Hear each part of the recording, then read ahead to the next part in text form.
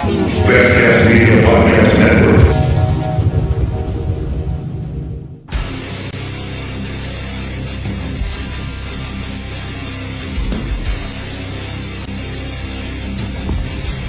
Ladies and gentlemen, boys and girls, persons of all ages, welcome to the most exclusive group in the wrestling community. And now, your hosts, first, from Guadalajara, Puerto Rico, Macho Rodriguez, and his tag team partner from New Brunswick, Canada, God's gift, Tyler Taylor!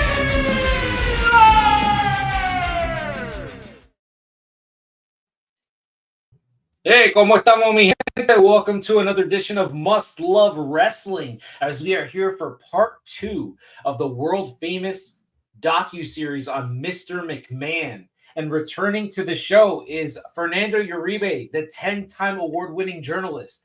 What is it? New Jersey's sexiest Latino too? Is that you got that too, right? Well, we're getting there. I mean, my significant other might disagree with that one, maybe just to bust my balls, but yeah, maybe. No, I love it. I love it. I love it. We got him over here from Real Talk. We're stealing him for the night. As you can see that his show is right behind him in the beautiful pink. I'm assuming it's for breast cancer awareness, right, sir? Yeah, man. October's Breast Cancer Awareness Month, and we're raising money this month via the Jersey First Television Network and my upcoming event to benefit the American Cancer Society. So we're thinking pink. That's right. We're thinking pink. That's absolutely right. We all have pink on. Tyler with his headphones, me with my shirt, and then Uribe there with the pink in the background. We love it. We love it. Before we jump in, Tyler, why don't you let us know how you're doing since you're in the midst of a hurricane? Well, it's not here yet, but we're prepared. We got some bagels, some chips, some water, and lemonade, and we'll be all right. All right, sounds good, man. I mean, that's good to hear that you're doing well. I mean, I believe this is our second straight show where you're dealing with a massive tropical storm. So, thoughts and prayers with you and stuff. So, absolutely, yeah, absolutely, yeah. So, guys, before we jump into the docuseries, we did just have a pretty big PLE this past weekend. And Fernando, we did have a show the other day. Tyler and I dissected it from beginning to end, gave our thoughts, but we really want to hear what you thought of the PLE. So why don't you give us your likes, your dislikes, favorite match, least favorite match? Go ahead. Well, it's really funny, right? I mean, it's 20 years ago, right? We saw Bad Blood in 2004. Obviously, going back some years to the original Bad Blood in 1997. I got to tell you, one of the better PLEs, very sort of compact, not a lot of matches, but a lot of fanfare, I think. I think a lot of extravagance, and that building was hot in Atlanta. Good crowd. I think that they were smart to start off the PLE with the Hell in a Cell match between Drew McIntyre and CM Punk. And obviously, I think, I'd mentioned it to you in some chats, and obviously I've talked about it with some other people since Saturday night. I think it was a great Hell in a Cell match. I know. Listen, I think people get a little subjective when it comes to sort of ranking these matches, where it stands all time. I would argue that 20 years ago, Triple H and HBK at Bad Blood in their Hell in a Cell match, I think was slightly better than this one, but incredible storytelling all Saturday night through everything. Again, starting off with Punk and McIntyre. I have to tell you again, and I don't want to be sort of like the atypical mark here, but I kind of felt like maybe McIntyre should have gone over. I think he needed the win more. I think Punk, we both agreed with you, sir. That was our stance on it as well. And this is the thing, and I know I talked to Patrick over the weekend. We were texting back and forth. And listen, I understand that Punk drives the metrics, merch. Obviously, we know that when he's on TV, there's ratings to be had. I get all that stuff, and I understand the value that he currently brings to the product. And again, you want to sort of maximize it while you still can. I don't want to call him frail, but he's had some injury bugs to deal with this year. It's not like, listen, Phil Brooks isn't going to be around for 7-8 years, I think, unless in a very limited capacity. So you certainly want to make the most, I think, of what you have with him. But McIntyre is a guy that I just feel has been the good soldier, the good worker, has gotten infinitely better. Again, let's just think back to like just 14 years ago. I remember this slender Scottish kid with no beard walking into Phoenix at the Money in the Bank ladder match at WrestleMania. and you didn't know what to make of this kid, right? The chosen one. And then Agreed. he's got this sort of transformation. You saw what he did during the pandemic. I think you would argue he was the workhorse during the, I guess, the Performance Center pandemic era, right? A little small time. And then the Thunderdome, when he was the champion. Some great feuds with Randy Orton, certainly, Bobby Lashley. I thought McIntyre should have gone over. I think it helps him more in the sense of maybe trying to keep him relevant in the title picture. Punk's always going to be in the title picture. I just feel because he's such a big name that he's going to be in the top picture regardless, right? But I think McIntyre should have gone over, but a great match, great storytelling. Again, I love a lot of similarities between Bret Hart and Steve Austin at WrestleMania 13 in 97 in Chicago. I thought this match had everything really when it came to gratuitous violence, when it came to some scary bumps that they took. Obviously, we saw McIntyre, I believe, I think received 16 staples at the top of his career because I think the toolbox wasn't gimmicked. And, for any of us here that are handy with our hands and we use toolboxes, that there are certain parts of that metal box, man, they hit you and it's going to break skin. And no, I mean, he that was perfect. I believe that the story about that was an improv. He was supposed to nail him, but not like hit him that hard. And obviously, like Drew McIntyre's all man because they didn't stop the match or they didn't like hide him off to the corner to kind of fix it like they did for WrestleMania for that last Hell in a Cell. They actually let this guy work because they knew that he wasn't going to be crying in the corner like the little guy who got hit with and had his head cracked open in the Edge match. Like, so this was a really nice way to see like just two men just go out there and just tear the house down. I'll totally listen. I think a great match. I think that certainly the Dominic Mysterio match. I'm sorry, the match that involved Dominic Mysterio in the Shark Cage. Yes. Rhea Ripley and Morgan. I'm not sure. Again, you guys maybe can tell me. Did something happen where I think that Raquel Rodriguez didn't come out at the right moment and maybe they had to improvise, right? Because I think it almost seemed like the referee had to call a disqualification there. Like it's not AEW where like things are sort of like omitted and it's like, well, there's a blatant disqualification and we're not going to call it, right? So that's exactly what happened. She came out too early. She was supposed to come out after Rhea goes back into the ring. That has been confirmed. Liv was supposed to go over. She was the intended person. She was supposed to pin Rhea Ripley, but because the ref saw Raquel, he didn't, I guess, want to question the integrity of the business or the intelligence of the fans in attendance. So he called for the bell throughout the night. And then the post press conference or whatever, Liv did sustain that she was a winner. But last night, she actually confirmed in the beginning of the show that she did technically lose by disqualification. But even though she lost, she's still a winner because she retained her championship. So they really tied a bow around it nicely. Yeah, no, I mean, again, a great PLE overall. Bailey and Nia Jax, I mean, that was like, well, I was back and forth between that and the Yankee playoff game, so it was kind of hard. I figured, this is a good time to put on the game. Obviously, what the crowd was hot for all night long. Let's go Royals. Aside from like, the legends at ringside, and I love the segment with Gunther. Loved it. I loved it. Again, in a perfect world, I would book Gunther to retire Bill Goldberg because if Bill Goldberg supposed to have one last match, I would love for Gunther to retire Bill Goldberg. I don't know if that's going to happen. I'm not sure if Paul's going to book that at some point. Maybe he'll do it at Jihadamania coming up in Saudi Arabia. I don't know, maybe. But that looks like something that could be in the foreseeable future. Now, again, what concerns me is that thank God Vince isn't around booking because for a fact I would burn a Yankee jersey if I was wrong that Vince would have Goldberg go over for the title if Vince was still looking. Like you are almost convinced that Vince would just because it's Bill Goldberg and the nostalgia, which is fine. I'm all about nostalgia, but I love the little digs by Gunther. Oh, I got 3 minutes. Obviously, the line about I hope you're a better. That was my favorite line. Wrestler. And let me just say this because I know Pat and I have had this discussion offline, and I think we've talked about when we've been on each other's shows and everything. I've never been the biggest Bill Goldberg fan, and I understand what purpose he served in 1998. I get that, it was that moment that the NWO had gotten stale for Bischoff. Austin was on the rise. We just had WrestleMania 14 in Boston, right? He defeated Shawn Michaels. The Austin era began, as JR famously said it. And I think that, Bischoff saw lightning in a bottle with a guy who was still very green, who, again, had a menacing look to him. And fine, throughout the rest of 98, he won the U.S. title, beats Hogan on free television in a jam-packed Georgia Dome. And then we saw what happened at Starrcade, right, where basically Kevin Nash booked himself to win the title and end that streak. But the point is that we never saw Bill Goldberg get better.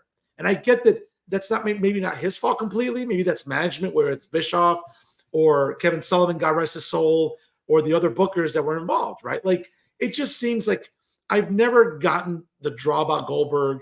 He's a shit talker. It's kind of been like the same recycled lines over and over again. His moveset's never been great. He's never, I don't think, again, I don't know what's in the man's heart and soul, but I never got the sense he wanted to get better at his craft. And when he's been called reckless, I mean, it's true. I mean, we all have eyes. It's not like I'm being biased here. There's plenty of evidence to show that, yeah, he's been reckless. He's worked stiff, never been the best guy.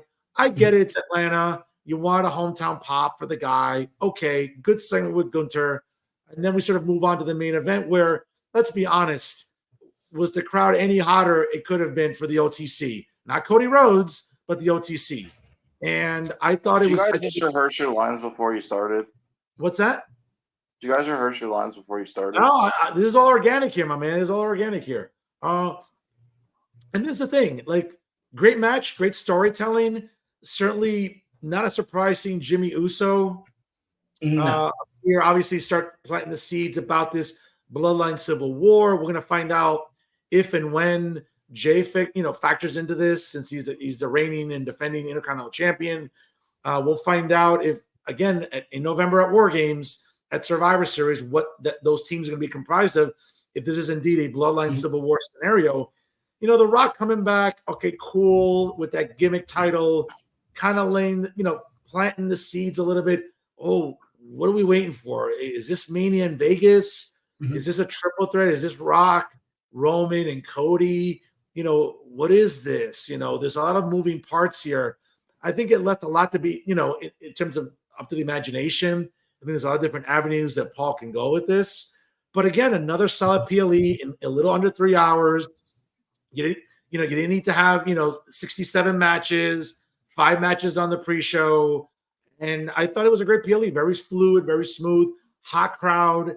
Nice to see people sitting in the hard camera section of the arena for PLEs.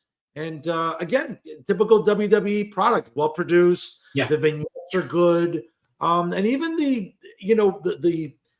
you guys know the terms better than I do.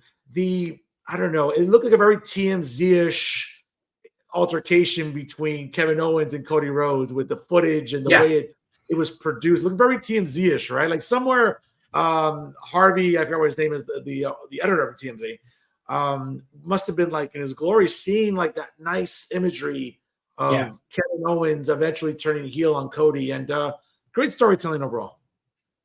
I mean, yeah, let's hope that Kevin Owens actually makes Cody Rhodes' title reign interesting, because it has been lacking. I was talking earlier today with another wrestling fan, and we had pretty much surmised just between the two of us that it's not Cody's fault. It's just the fact that he's too pure. You know what I mean? Like, he's the white meat babyface, and it's not interesting to see that guy as the champion. Like, I think Cody Rhodes would be so much more. Well, I mean, obviously he's doing great, so I don't want to take away from him, but he would be so much more over right now if he was chasing. Like, if he got screwed out of that championship, if it somehow wound up on Solo and he was chasing Solo for that title, God, it would be so hot right now. Much, again, you're preaching to the choir. I didn't like the booking decision. I mean, I understood why he had to do it, but I would have preferred Roman breaking Hogan's record in September, right? Subsequently, which is what I thought was going to happen. I understand. Yeah, I mean, you could tell they were in Georgia this weekend, and Roman, who's not from there, he just played college football there, and he got a bigger reaction, a bigger pop. He got a better entrance than the hometown boy. Like, that is weird. I mean, again, I understand the booking decision in April in Philadelphia. I get it. It almost seemed like that cycle in 1994, if you remember, Brett led the new generation, won the title from Yokozuna. They hoist him up on his shoulders. Great. 10 years later, Chris Benoit. Oops, sorry, I said that aloud. Chris Benoit celebrating in the ring with Eddie Guerrero. Another momentous occasion, right? Two smaller guys in a company that never pushed smaller guys. And then 10 years later, Cody Rhodes, who again was chasing great. Listen, it was a great Avengers Endgame type of scenario where everybody got involved. It was like the most overbooked. I'm sorry, 2014. That's right. Daniel Bryan. And by the way, another thing I don't forgive Vince for. Why the fuck are you not letting Brie Bella come out and celebrate with her fiance or the rest of his family? When I thought that was really, that's something we could touch on when we jump into the McMahon stuff in a couple minutes. Like, I think that's weird, the decisions he made. Yeah, one of those booking things that he did that used to bother me at Mania. Like that same Mania, like having, for example, like Bray Wyatt lose to Cena. Cena didn't need that win. Bray needed the win. You're going to get Tyler on a rant. We don't have enough time to have Tyler go into the Cena Wyatt thing. It sees, but the point is that, like, I'm with you. I think Cody is another good example of people who are better off chasing, because once you put the title on them. Now, again, in fairness, Cody isn't Dean Ambrose. Cody isn't Dolph Ziggler. Cody isn't Daniel Bryan, who for one reason or another, whether it was injury or just the fans kind of like, all right, he got the title. All lackluster title reigns. Yeah. All lackluster that you're mentioning. I can't say the same about Cody. He moves merch. He still sells out buildings. He's being that workhorse champion. He's that guy that, again, man, for better or for worse, I mean, just think of this number. Cody Rhodes alone, his merch sold over $1 million in 2 nights at WrestleMania. Next to Cena and Austin, you're probably not going to find too many people in pro wrestling history that matches those numbers. No. Guess what? You just said that. Patty actually told me in a telephone conversation the other day. Do you want to know how much merch Cody's selling right now? You want to know the true number? He's probably leading the way. WWE is a part of. Oh, no. They're a part of Fanatics. Cody's merch is selling more on Fanatics than NFL players, than MLB players, than NBA players, than Caitlin Clark. Listen, he is selling more merch than actual athletes in the most popular sports in the world. That's insane. Listen, I was at the Javits Center for Fanatics Fest, as you saw on my social media and stuff like that. Like, I mean, you had to see these lines for Cody Rhodes. Yeah. Listen, there were lines for everybody, for Hulk Hogan, for Jey Uso. There was lines for all the pro wrestlers. And it was interesting because, as you're waiting online for some of the attractions, you remember the entranceway with your music, which I thought was the best part of Fanatics Fest. But anyway, the point was that a lot of people that weren't pro wrestling fans were like, they saw my shirt. Obviously, I was wearing a Trumpomania shirt, obviously to meet Hogan, right? And and people were like, hey, wow, I didn't realize how big pro wrestling is when, like, there are athletes here. And there's the line for Hulk Hogan. Well, that's probably an anomaly, but the line for Hulk Hogan, who's a known pro wrestler, but wrestlers that, like, again, if you're not invested in the product for some years now, you may not know who Jey Uso is. You may not know who Rhea Ripley is. You may not, again, I'm going to say, if you're not invested in wrestling, like, Hogan's a name. So, okay, that transcends generations. But if you haven't kept up with the product for maybe 10 years, you're thinking, what? Jay, who? Uso? And this guy's got a line from here down to, like, the Port Authority from Javits. What? I mean, so, you're right. It doesn't surprise me about Fanatics because WWE is really, that's another great business decision that Nick Khan and Paul did with, partnering with them, because it opens up new avenues for people. Yeah. Tyler, what do you think about that, about Cody outselling athletes in the NFL and MLB? Like, that isn't that insane? I mean, I guess it is, but, like, with the partnership with, TKO and everything, this is a huge company at this point. Like, it's worldwide. Yeah. It's like they got, they're the ones that are breaching the Netflix barrier. Like, I get what you're saying, but maybe I need to break it down a little bit because I feel like I don't think you're probably grasping, like, what I'm trying to ask you. So let me put it to you this way: how crazy is it that right now Cody Rhodes is outselling LeBron James, Patrick Mahomes, Caitlin Clark, Aaron Judge, the Hughes brothers in Jersey? Like, that's insane, man. That's, I mean, to know that he's outselling all of these like popular athletes, because besides the Hughes brothers, there's nobody else that you even want to pay attention to in hockey. That's the only. I don't know who those last two guys are. I'm sorry. I mean, Cody Rhodes on Fanatics is outselling every Toronto Blue Jay. Well, that's not a big accomplishment, but I'm saying, like, at least, in that regard, it's like, it's unbelievable. Yeah, I mean, it's a crazy thing to see. I really hope that this Kevin Owens feud kind of, that it kicks off something in Cody. I want to see a vengeful Cody. I want to see Cody and Kevin Owens get personal. I want to see something like. Be careful of the optics, because again, it's not so much about being vengeful. It's like, if you're doing the storytelling correctly, it's kind of logical. It's like Kevin Owens can just cut a promo Friday and say, hey, for 4 years, I've been bastardized. I've been beaten. I have been tied up, handcuffed by the bloodline, by Roman Reigns, by the evil that is, this Samoan dynasty. And you have the nerve to team up with this guy? I'm sorry. I don't respect you. And I got to tell you, you verbalize it like that, you're not necessarily making Kevin Owens a heel. You're kind of saying, like, no, you're right. I'm not saying it backfires and makes Cody like the villain. What I'm saying is that if you do it correctly, yes, Kevin Owens turned heel, but his reasons for turning heel, I think, are kind of like everyday humanistic reasons. No, I agree with you, because you're watching it unfold right now with Liv Morgan and Rhea Ripley. Because if you look at it, if you take a step back and you look at it logically, Liv Morgan should be the babyface. Everything that she's doing, she just, like, it's that she decided to tack on revenge to it.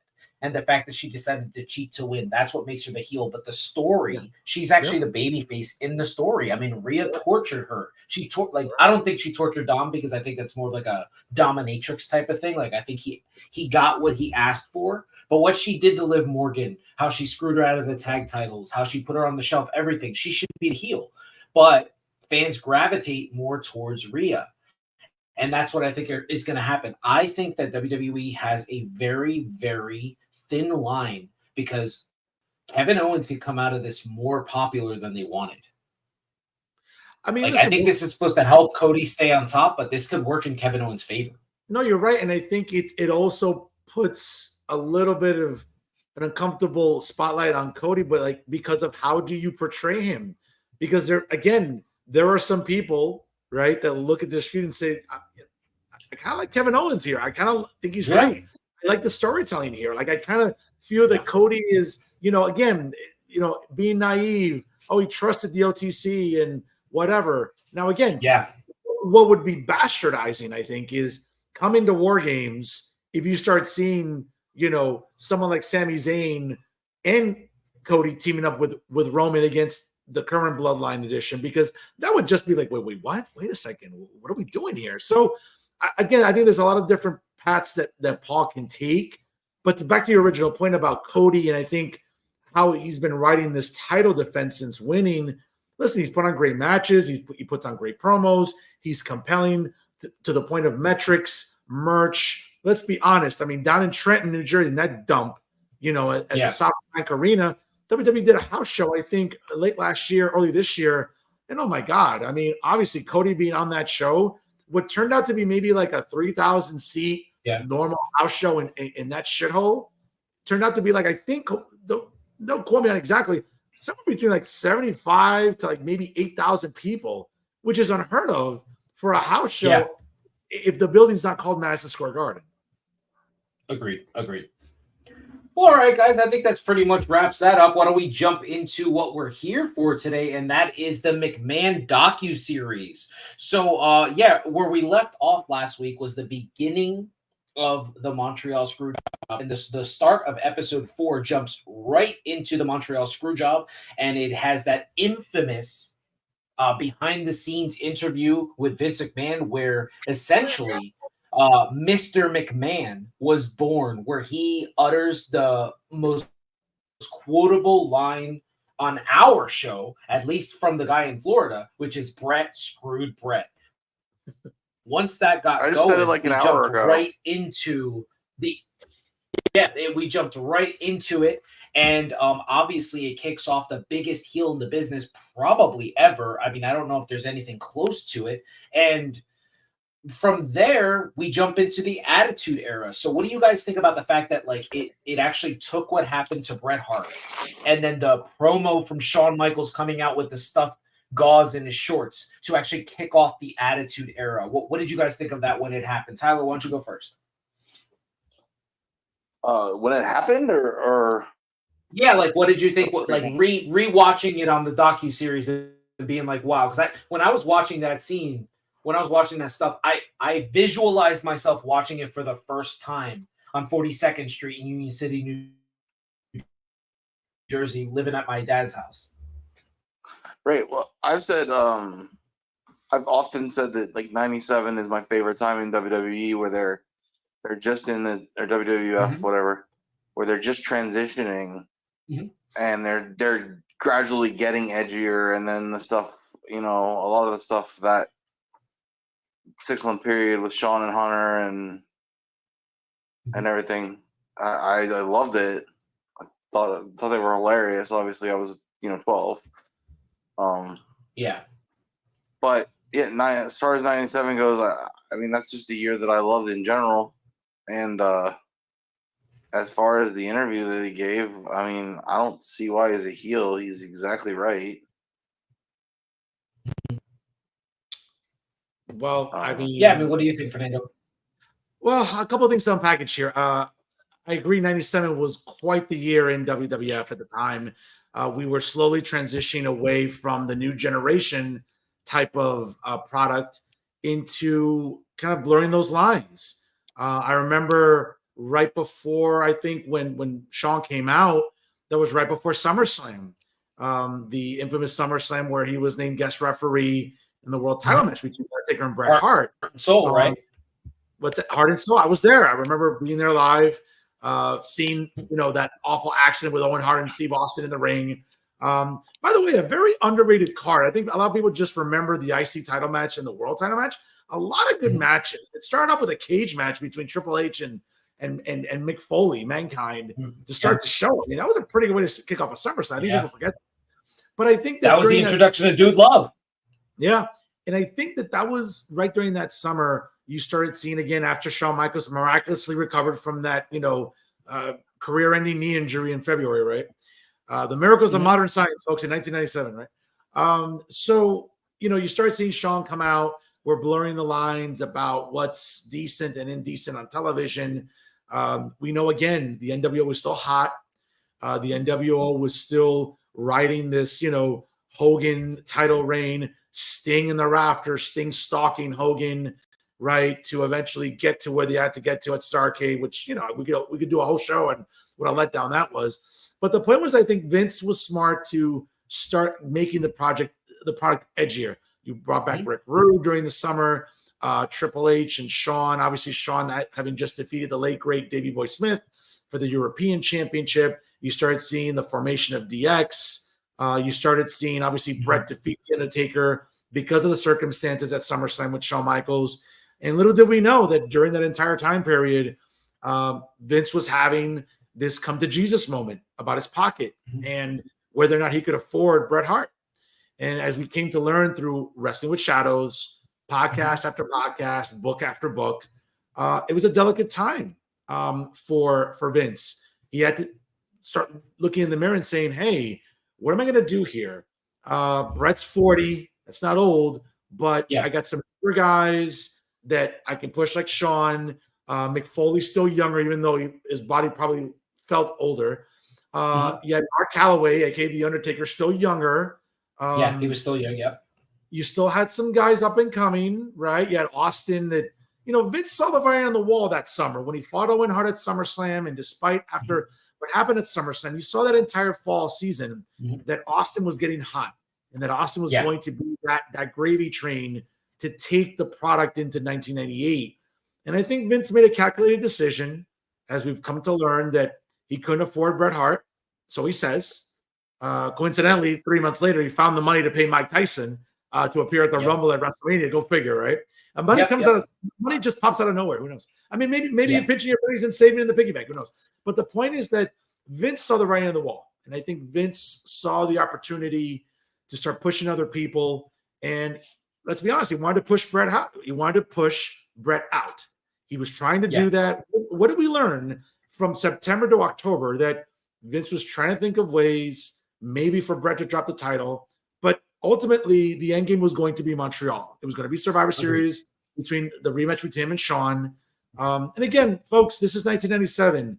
There wasn't social media. There wasn't Twitter. There wasn't Instagram or Facebook. There wasn't YouTube, right? We pretty much relied on ProWrestling.com, maybe a few chat rooms on AOL. WrestleZone, that dirt rag that's called the Wrestling Observer, right? Yeah. That's written by some hack. I mean, I think Tyler subscribes to that, so. Jesus, really, Tyler? You got money to throw away? I've actually never read it. Okay, good. I'm glad. You know who had a great wrestling webpage back in the day was TSN. Yes. The Canadian show with Michael Landsberg, that great show Off the Record. Absolutely. Yeah, that was great. And I think we saw Vince. Their webpage was fantastic. Yeah, it was. Yeah. And we saw Vince basically, start laying the seeds down from being, becoming that evil promoter. Eric Bischoff said it best. He was the first evil boss, but Vince became the best evil boss. Yes, we saw that. Agreed. I 1000% agree with you. What I love most about this episode is that it kind of jumps right into where Eric Bischoff he didn't fear the WWE at the time. He was very clear, like, I don't fear them. They would call him up and they'd be like, hey, this is what they're doing. He's like, I don't care. He had he was so cocky. And then he knew the tides were changing when they called him and said, Eric, Mike Tyson just came out on Monday Night Raw. He knew something had changed. Clearly, we moved into the Attitude Era more prominently. And then, just when you think everything is going well, then, we have a tragedy happen, which they cover in this episode, which is the death of Owen Hart. And clearly that rocked the wrestling business. We spoke a little bit about it last week, but I just wanted to bring more people into it. I mean, obviously there's the lawsuit between Martha and Vince, and there was a lot of people that Vince actually said that they lay no blame. It was actually the company that strapped up Owen. I'm sure we all have our opinions. I personally believe that the show should have been canceled right then and there, wheeling him past people in Gorilla, shooing people out there. There were just some things that Vince did back in the day that this did highlight. We knew because me and Pat were watching that show as it was unfolding. So I just remember us running to the store on Bergen Line the next morning to buy the paper, and looking on the front page of the New York Post was Owen Hart. He was on the front page. Like a WWF wrestler was on the front page of the Post. It was crazy. It was absolute insanity. And it was one of those things. And just the way he handled controversy behind the scenes it didn't really paint them in the best light. Tyler, what did you think about the unraveling and then the rehashing of the whole Owen Hart stuff? So I agree with you in hindsight that the show should have been stopped, and if it was today, it would have been. But back then, that's just kind of not how things were handled. We saw it's a different sport, but one of the greatest Grand Prix drivers of all time, Ayrton Senna, killed, and the race went on. We saw the race kept going when Earnhardt died. No, that was on the last slide. I said, this was a Formula One Grand Prix driver. He's probably the greatest of all time. His name's Ayrton Senna. He was killed on a crash on the second lap of the Grand Prix, and they finished it. That's because just how things were done back then. We didn't have the sensitivity that we do now, which is not a bad thing. It's just a difference.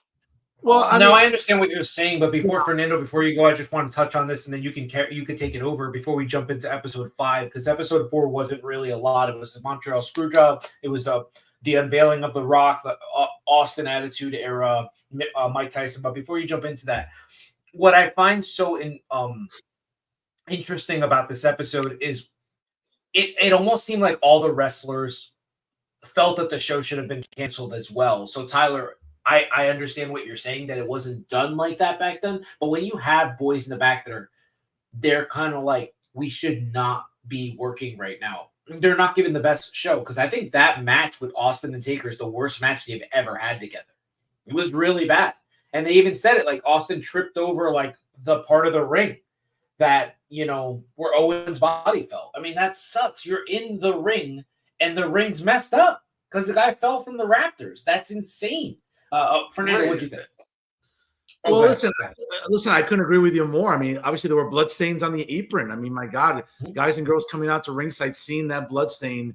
And never mind the fact, again, to your point about him being wheeled out during Gorilla, let's be fair. He was dead at that point. There was no resuscitating him. He was dead already at that point. And, listen, to Tyler's point, I mean, in the present day, what did we see 2 years ago, right? We saw DeMar Hamlin, basically die right on a Monday Night Football game, and they stopped that game, right? And, stopping that game had some implications, right? Seeding and things like that, and which we'll never know about. But the point was that, back then, Vince always was about business. And I think that there were elements about Vince that lacked compassion. And this is not me being a mark. This is not me being anti-Vince. I just think that there are elements about Vince that lack compassion. And I think that, again, his desire at that time, again, let's remember in 1989, he had pulled the head already of Bischoff. It was already, spring of 99. Austin was, again, he had just won the title the month before at WrestleMania in Philadelphia, arguably WrestleMania 15, top to bottom, one of the best manias, I think, of all time, card-wise. And you had, he was hot. Taker was still hot.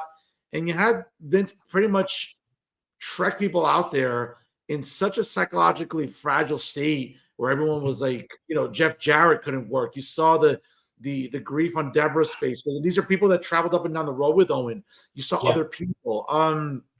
I thought it was just, again, an example where Vince let his, I hate to use the word fixation, but I think his insistence on business supersede, I think, some elements of humanity. Because, again, I get it. We're at home. We weren't really sure what happened. We had to hear JR and Jerry Lawler make that announcement. But people in the building didn't really know what was going on. It wasn't like nobody knew because it was dark. When it happened, it was a mistake.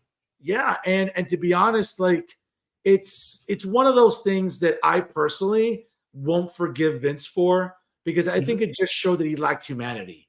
And again, maybe that's me being a little too harsh. Again, I'm not perfect. I've made my share of mistakes as a human, but I think that this takes it to a level of like Vince just being so about business and money that, hey, if we stop the show right now, we can't restart it tomorrow. We're on Raw tomorrow. We got shows coming up this week. I just think Vince was very much a machine in that way. Like, hey, this is, yes, it's unfortunate what happened. And if you're Dr. Martha Hart, I get it. You have every right to be mad at Vince for the rest of your life. And his kids, again, who, never got to really get to know their dad. And it's just tragic. Obviously, you see certainly the impact it had on Brett, learning about it, getting off an airplane, what it did for the business.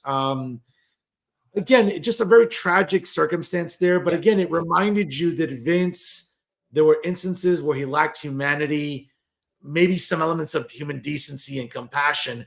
More on that later, because I think that becomes a revolving theme as the episode continues. We're going to jump into that. That's the very next topic, actually. That's actually, why don't we jump into that now? So I wanted to give a little bit of insight about myself here. I am a person that goes to therapy. I go to therapists. I've had a therapist for a while. And the one thing I can tell you is when I first started going to my therapist, when they start to feel you out, is that they want to know about your childhood. I know that that's like the common trope that you see in like movies and stuff, but they want to know that to know where you are mentally. And the one thing that I've been told about myself is that I was never taught the proper way to show my emotions. I was never taught, like, so in my mind, in the house that I grew up in, yelling at each other was a normal thing.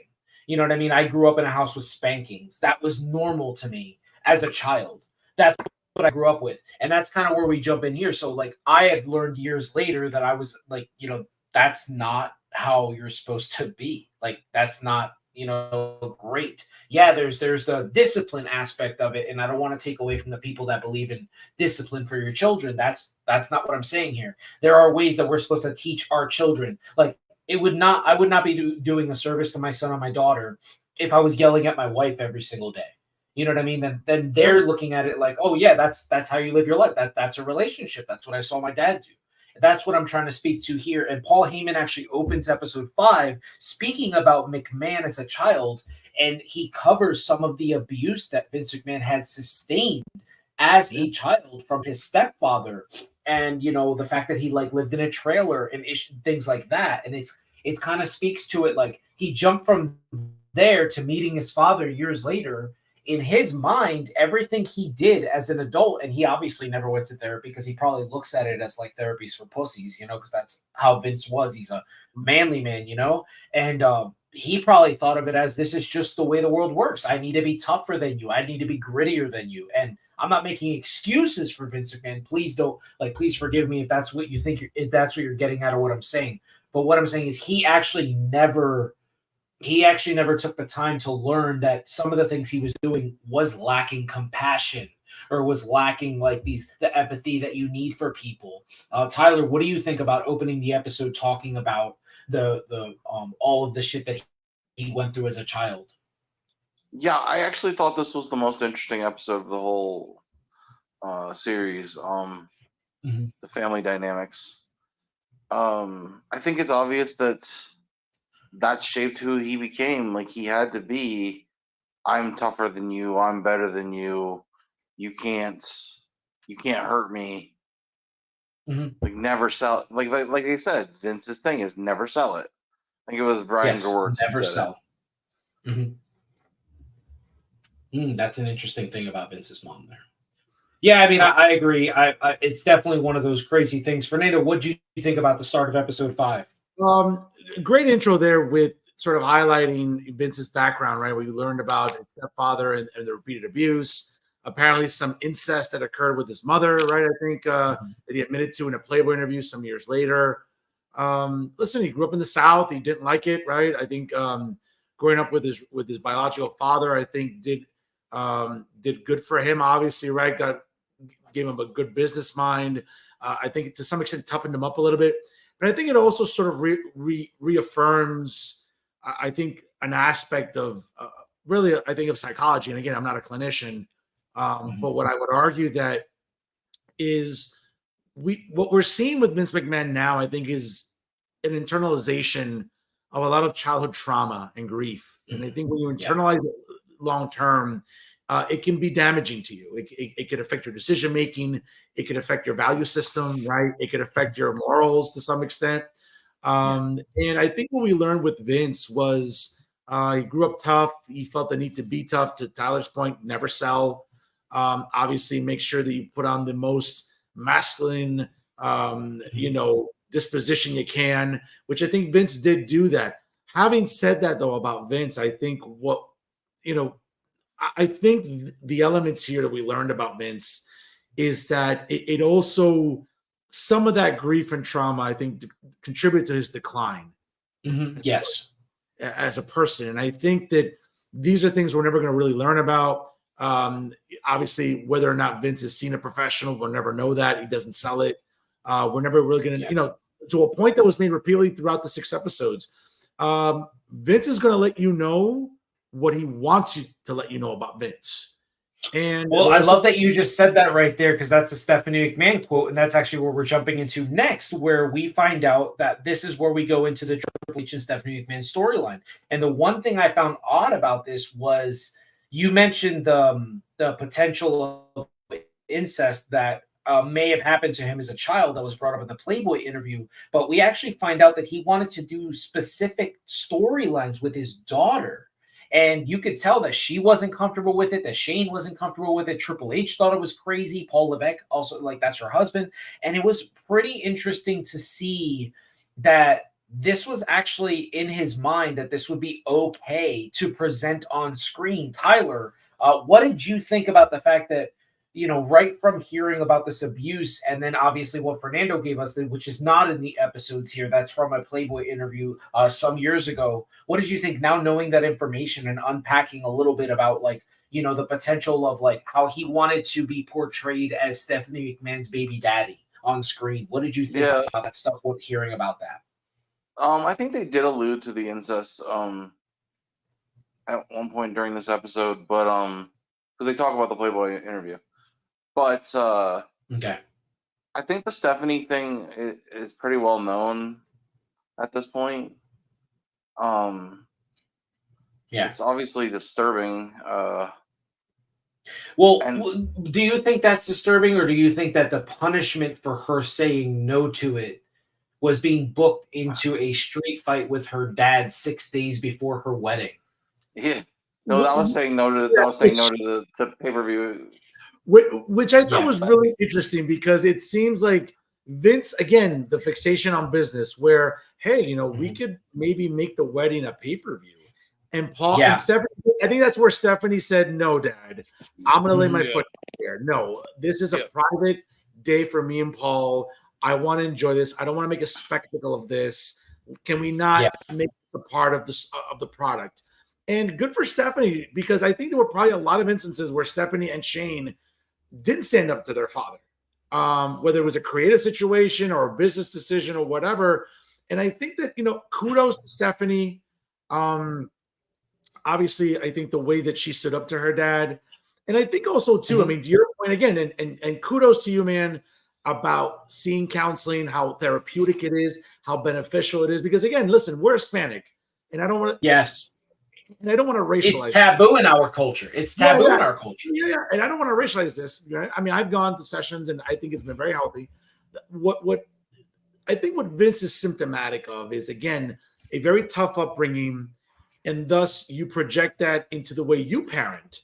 And what do we learn, right? We learned that Shane spent a good part of his adult life trying to win the approval of his dad in various ways that, and in some instances, dangerous. Right, where he put his body on the line in some cases to show, again, to demonstrate to his father how important his approval was, because we learned that Vince himself yearned for the approval of his father. And shortly before Vincent H. McMahon, right? That's the father's name, right? Yeah. Shortly before he died, I think that was the first time that Vince had told, Vincent Kennedy McMahon that he loved him. And you could see Vince getting emotional about that revelation, because I think he yearned for that, right? Never mind, taking the business away from him, trying to be a smart businessman, showing his dad, hey, I can do this. Again, being Hispanics, in our culture, our dads aren't exactly always the most affectionate types, right? Case in point, I'll give you an example. My dad, I would argue, is the smartest man I've ever met. Yeah. And yes, and in my parents' house, there's a bunch of degrees that say Fernando Uribe, but the Fernando Uribe that lives at that house with my mother, that's the smartest man that I know. He has no degrees. And this is a guy who I idolize. And this is a guy who has been, extremely instrumental in my development as a person, as a human, who would work overnights in Manhattan from 4 to midnights. And then my mom left him a note on the kitchen table. Hey, by the way, Junior's got trouble with homework. What would he do? He'd wake me up early in the morning after maybe just, 3 hours of sleep, and sit there and help me with my homework. This is a dad who showed me love in ways that isn't the most conventional way. And I can count on one hand, okay, the amount of times I think my dad really hugs me, because the demonstration of love with my dad is different.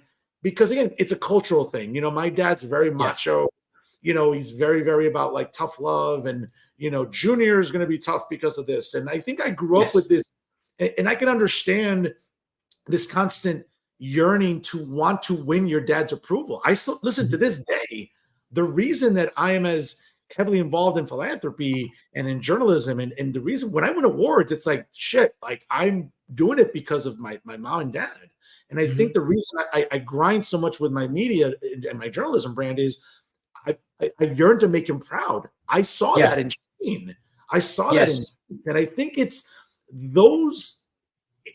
a tragic methodology, I think, that happened, because I think he also projected that onto Stephanie, right? Like if you notice, Stephanie and Yes. Shane were in production meetings. They weren't treated differently. They weren't spoiled per se.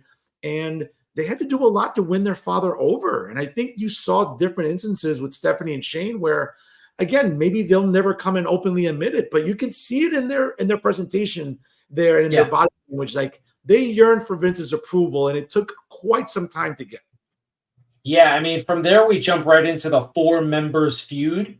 And it seems like they spoke pretty positively about that feud. Like they enjoyed it. But there is some kind of discourse out there that maybe Vince did show his true colors on how he viewed women in his life because of the way he treated women in professional wrestling. Obviously, the way he treats Trish Stratus during this feud is, I mean, it's pretty eye-opening, even though it doesn't seem like Trish really regrets any of it. But we do have, another mention of a lawsuit in this episode, which we find out about Sable. And the strange thing about it is that Sable, while she was suing the company, was working for the company on screen. So, it was pretty interesting. I mean, I personally would never, ever want to piss off Brock Lesnar, but I understand that this was before Brock Lesnar. Sure. You know what I mean?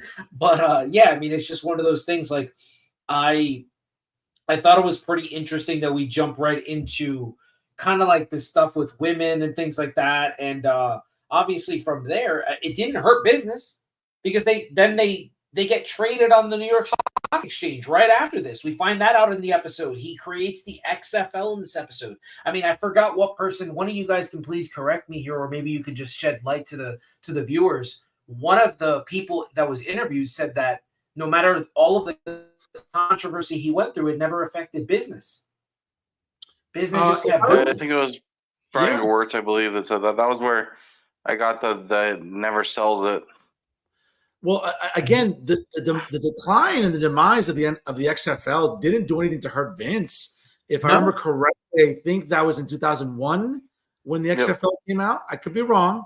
No, you're right. Yeah. But what were we seeing in 2001? We started seeing the transition away from the Attitude Era into the Ruthless Aggression Era, and the rise of new stars. Again, you started seeing the consistency of Eddie Guerrero, Kurt Angle, Edge, Benoit, Jericho.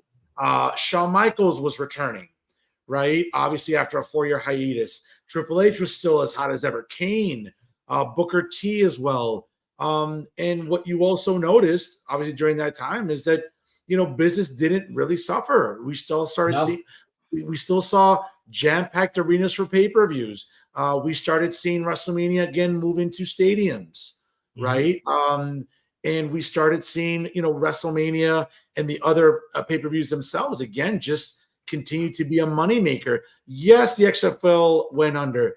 Yes, the stock still, even today, it still trades. Even with the TKO, and mind you, I read up on this stuff every day. I look at stocks every day. I have to. And, you look at, regardless of even now, I mean, the stock isn't great per se. You don't buy it because, I want to get rich quick. No, it's a long process. It's really a marathon instead of a race when it comes to investing in that. But you saw Vince feel very comfortable with taking the company public. And that also, again, to some extent, I think also affected business decisions. I think that to the point about, the possible incestual storyline with Stephanie, I think that sure, maybe Vince had considered it. But again, by then it was already a publicly traded company for a couple of years already.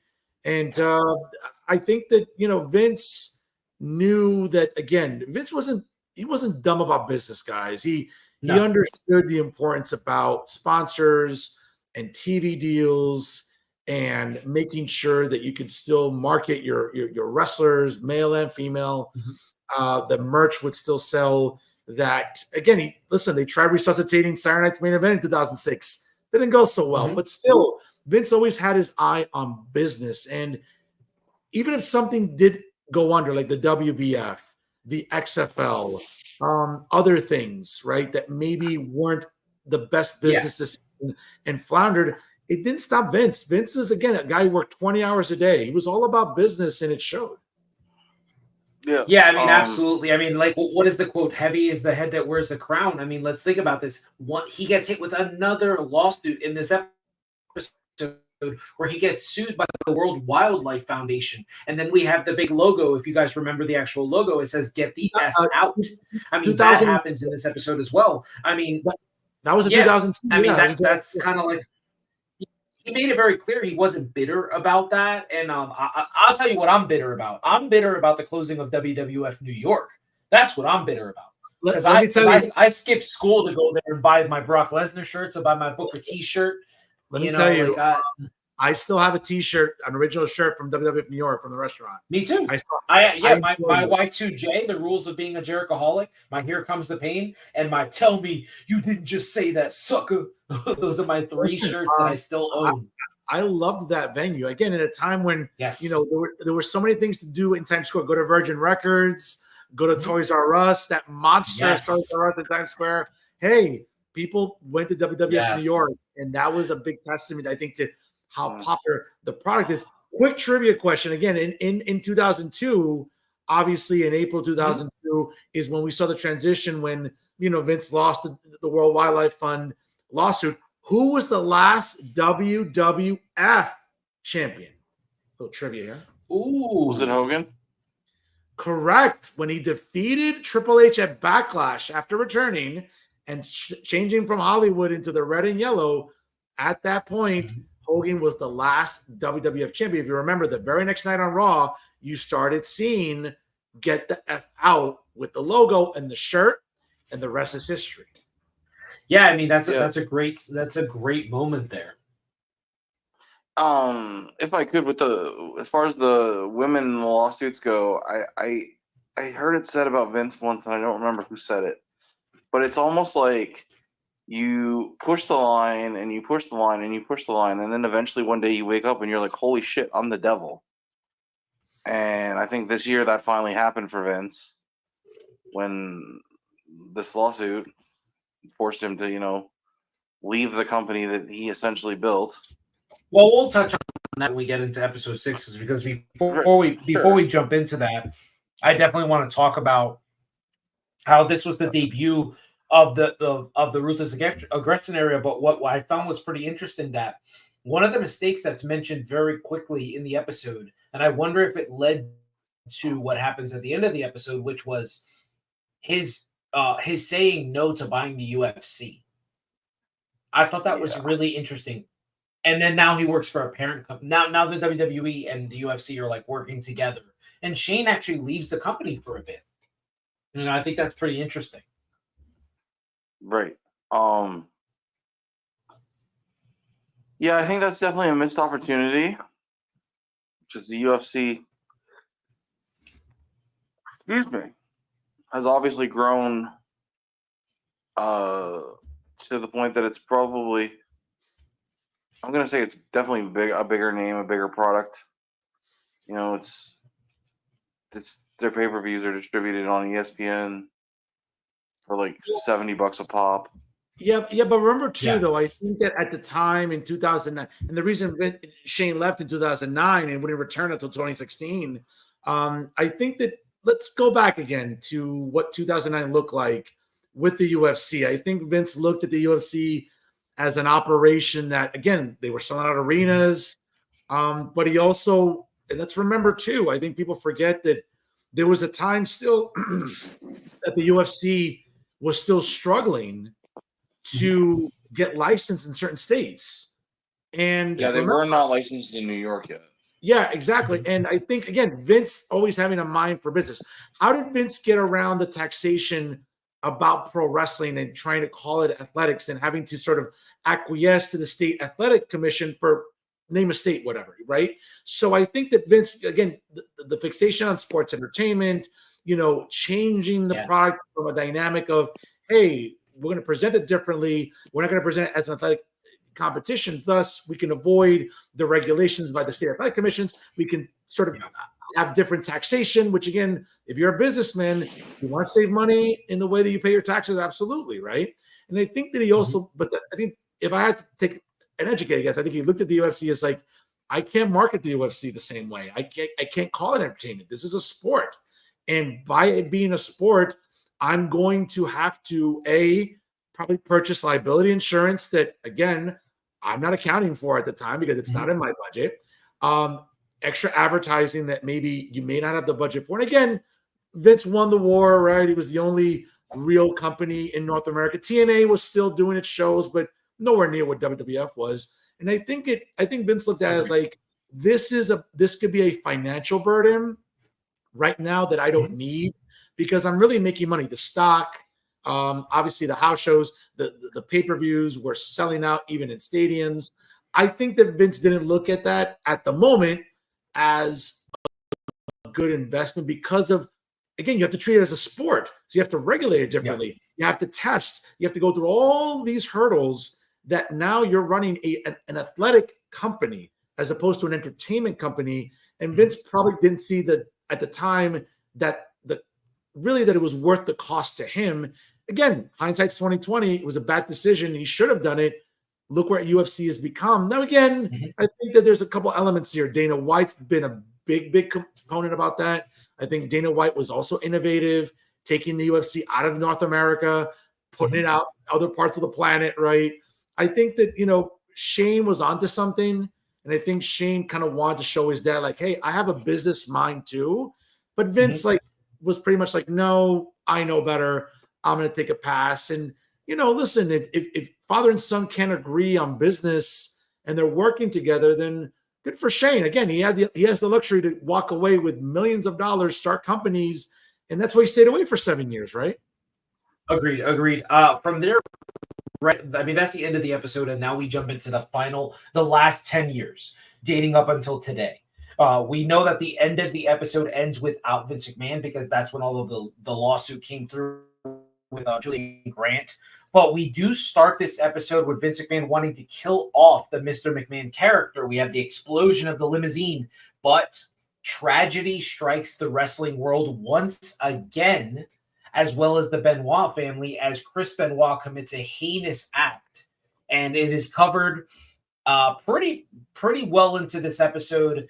And I don't know how much you guys remember about this happening, but I really thought this was going to be the end of the WWE because of the amount of coverage that this tragedy received, having people like Steve Blackman on CNN, The Ultimate Warrior Jim Hellwig on CNN, Chris Jericho. These guys, some of them were trying to defend the company. Some of them were trying to defend professional wrestling, saying that Benoit was an outlier.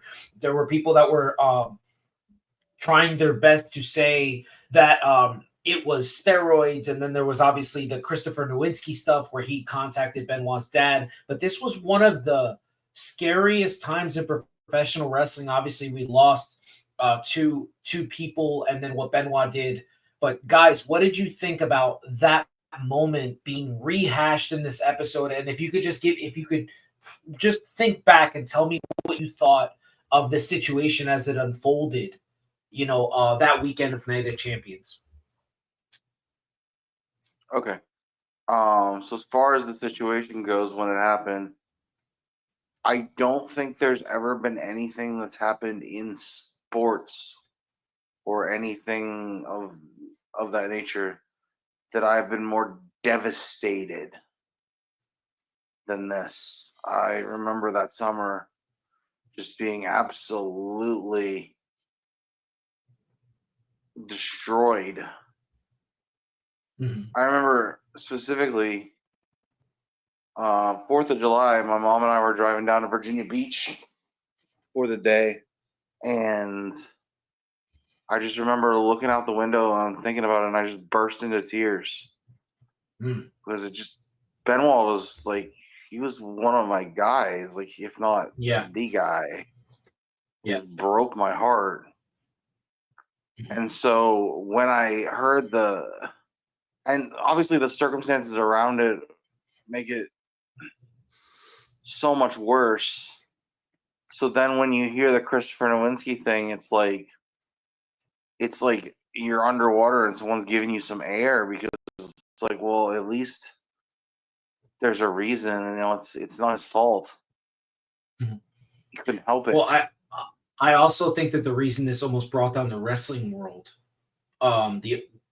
before Fernando goes, that one of the things that contributed to so much hate that wrestling received at the time was the fact that Vince McMahon jumped the gun and he had a tribute show after finding out about Benoit and his family's death. And he had wrestlers out there parading, giving their, essentially their eulogies for him. Besides the William Regal eulogy, which was, to this day, it is chilling. I cannot watch that eulogy without my hair standing up, knowing that out of all the wrestlers, he was the only one that kind of pumped the brakes. Like, you guys don't know what I know. You know what I mean? It was pretty scary, but Fernando. Well, no, go ahead. Sorry. Yeah, certainly that didn't help, but also you have just the people that have those shows that these people go on, like Nancy Grace was the most prominent person. Yeah, she's just a hateful human being. Who? Well, I mean, she just don't get Fernando started, man. Okay. All she wanted to do was destroy, and she's all about the buzzwords and the pop, the clicks and the top mom bullshit for Casey Anthony, and she's just the everything that's wrong with media. But you have to understand, like, it wasn't like I don't want to defend anybody here. I don't want to do that right now. But what I want to say is, she wasn't the only person contributing to this. I mean, Jim Hellwig had a hell of a lot to say. I mean, he was contributing. Right. He was agreeing with her. I get that, but the people of that nature who host those shows, yeah, it's just everything that's wrong with media. Well, listen, I think Larry King wasn't anywhere near that. Yeah, no, I agree. He wasn't punitive like other hosts were. I mean, obviously, listen, this episode certainly only emboldened people like Phil Mushnick from the New York Post, right? I mean, that's a guy who's come up regularly in critiquing pro wrestling going back to the 90s. We all remember Jim Cornette's epic, editorials online during Monday Night Raw about Phil Mushnick. And we know that Phil Mushnick, again, to some extent, was still a guy that is still openly critical of pro wrestling. What I would say, though, is when I think about Chris Benoit's death in 2007, the only one that comes close to me in the sense of that being that chilling was only 5 years later. And that was like Junior Seau, because he too was a victim of chronic traumatic encephalopathy and CTE. And this is a guy who was 43 years old who shot himself in the chest because again, what CTE did to this man's brain because of constant brain trauma. Obviously, different sport, different activity. But the point is, the violent blows to the head certainly contributed to that. I think I mentioned in the last episode that, Chris Nowinski, by the way, I think doesn't get his flowers for being a good character in the short time he was on TV. Again, the Harvard grad snob. I mean, wearing the fraternity jacket. I mean, my God, you couldn't think of a more organic, literally, it was almost like they're bringing back the Varsity Club without really bringing back the Varsity Club. You know what I'm saying? That was a great gimmick for Chris Nowinski. And what we've come to learn about Chris Nowinski, listen, he went and became a neurologist. He's dedicated the rest of his life now to studying CTE, to studying brain trauma. He himself suffered from multiple concussions, which is why he had to retire.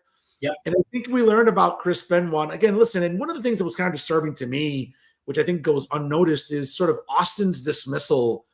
Oh my God. Oh boy.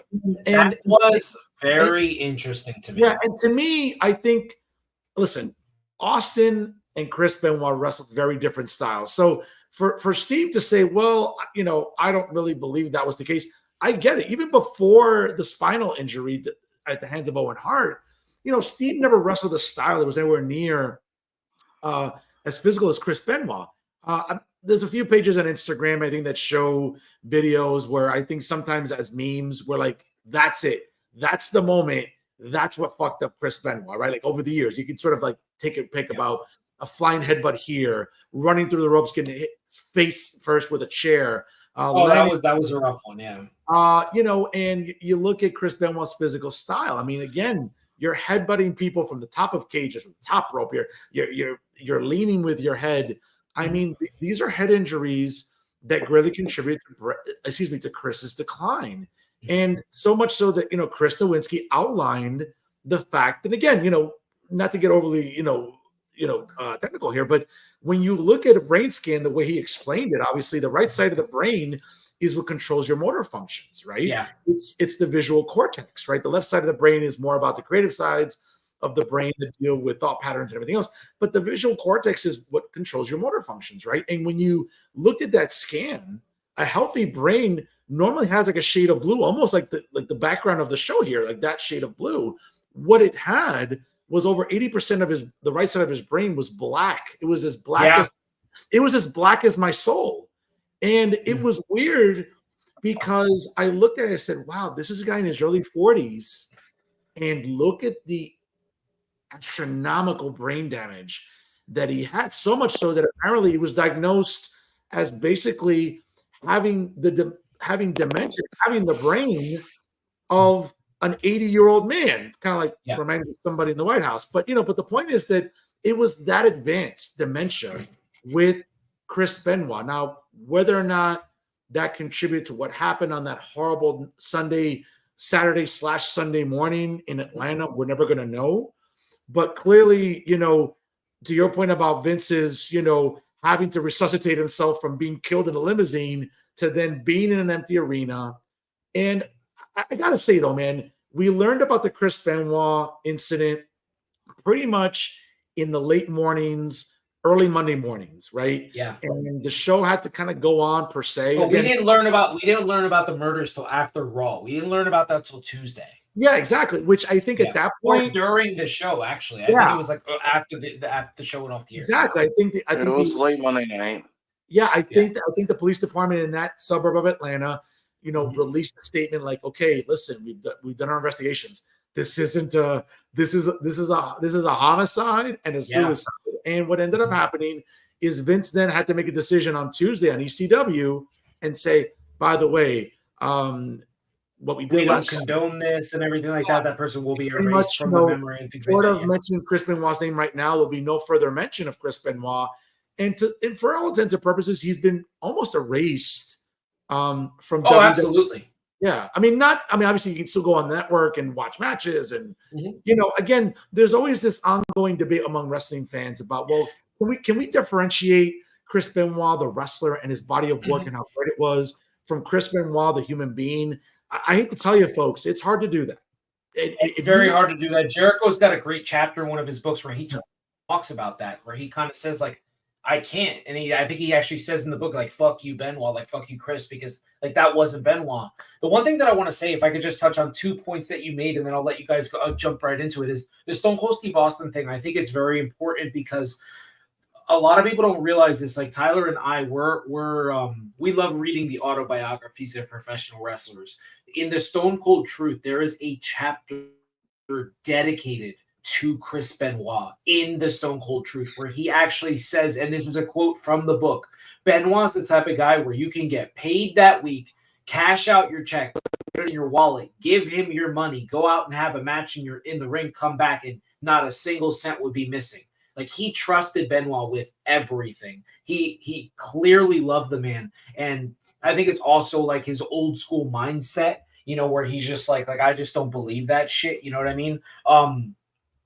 The one thing about Mushnick that I feel like really hurt the wrestling business at the time, also, if I just want to remind you guys, because neither one of you has mentioned it here, is that it wasn't just the Benoit thing. It's the fact that what happened with Benoit, it shed a light on the fact that wrestlers were dying at such a high rate, which had never happened in the business before. Like, at this point, we were losing wrestlers left and right. You would read, like, Mr. Perfect found in his hotel room, Eddie Guerrero found in his hotel room. Like, you were reading about it nonstop. And that's why I believe it almost brought the wrestling business down, because you had people like Nancy Grace, the Ultimate Warrior, Steve Blackman, Chris Jericho arguing on CNN in all of these shows. Well, Jericho was actually trying to defend the business. I don't want to misspeak for him.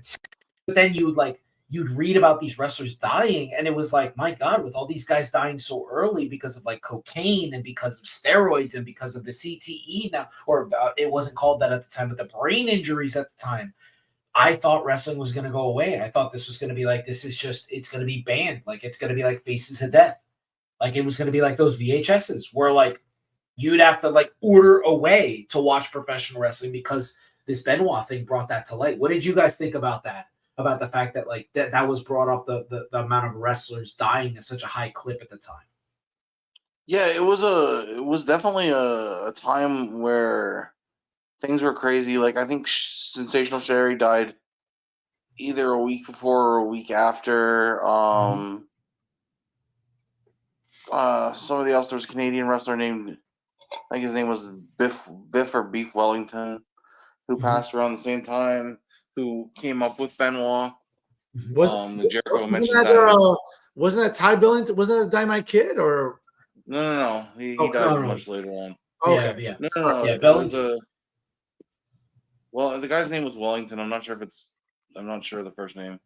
Jericho mentions it in one of his books, but yeah, Beef Wellington is a really good meal, by the way. Just stated. Yeah, I think that was the guy's working name though too. And then right afterwards they had the Signature Pharmacy scandal where so many of the guys who worked there were named in that. Changed people's careers, like Kennedy, for example. But to Fernando's point about differentiating between Benoit and being able to watch his work, I don't have a problem watching his work. Yeah. But when it comes to people who want him in the Hall of Fame, I'll defer to Jericho said it best. Oh, okay. I like what Jericho said.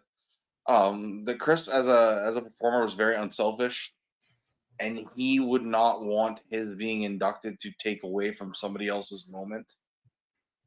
So therefore, they just don't think he would even want to be included, because based on what that's going to mean for the show and everything, what it would take away from other people. Agreed. He wouldn't want that. Yeah, I definitely agree with that.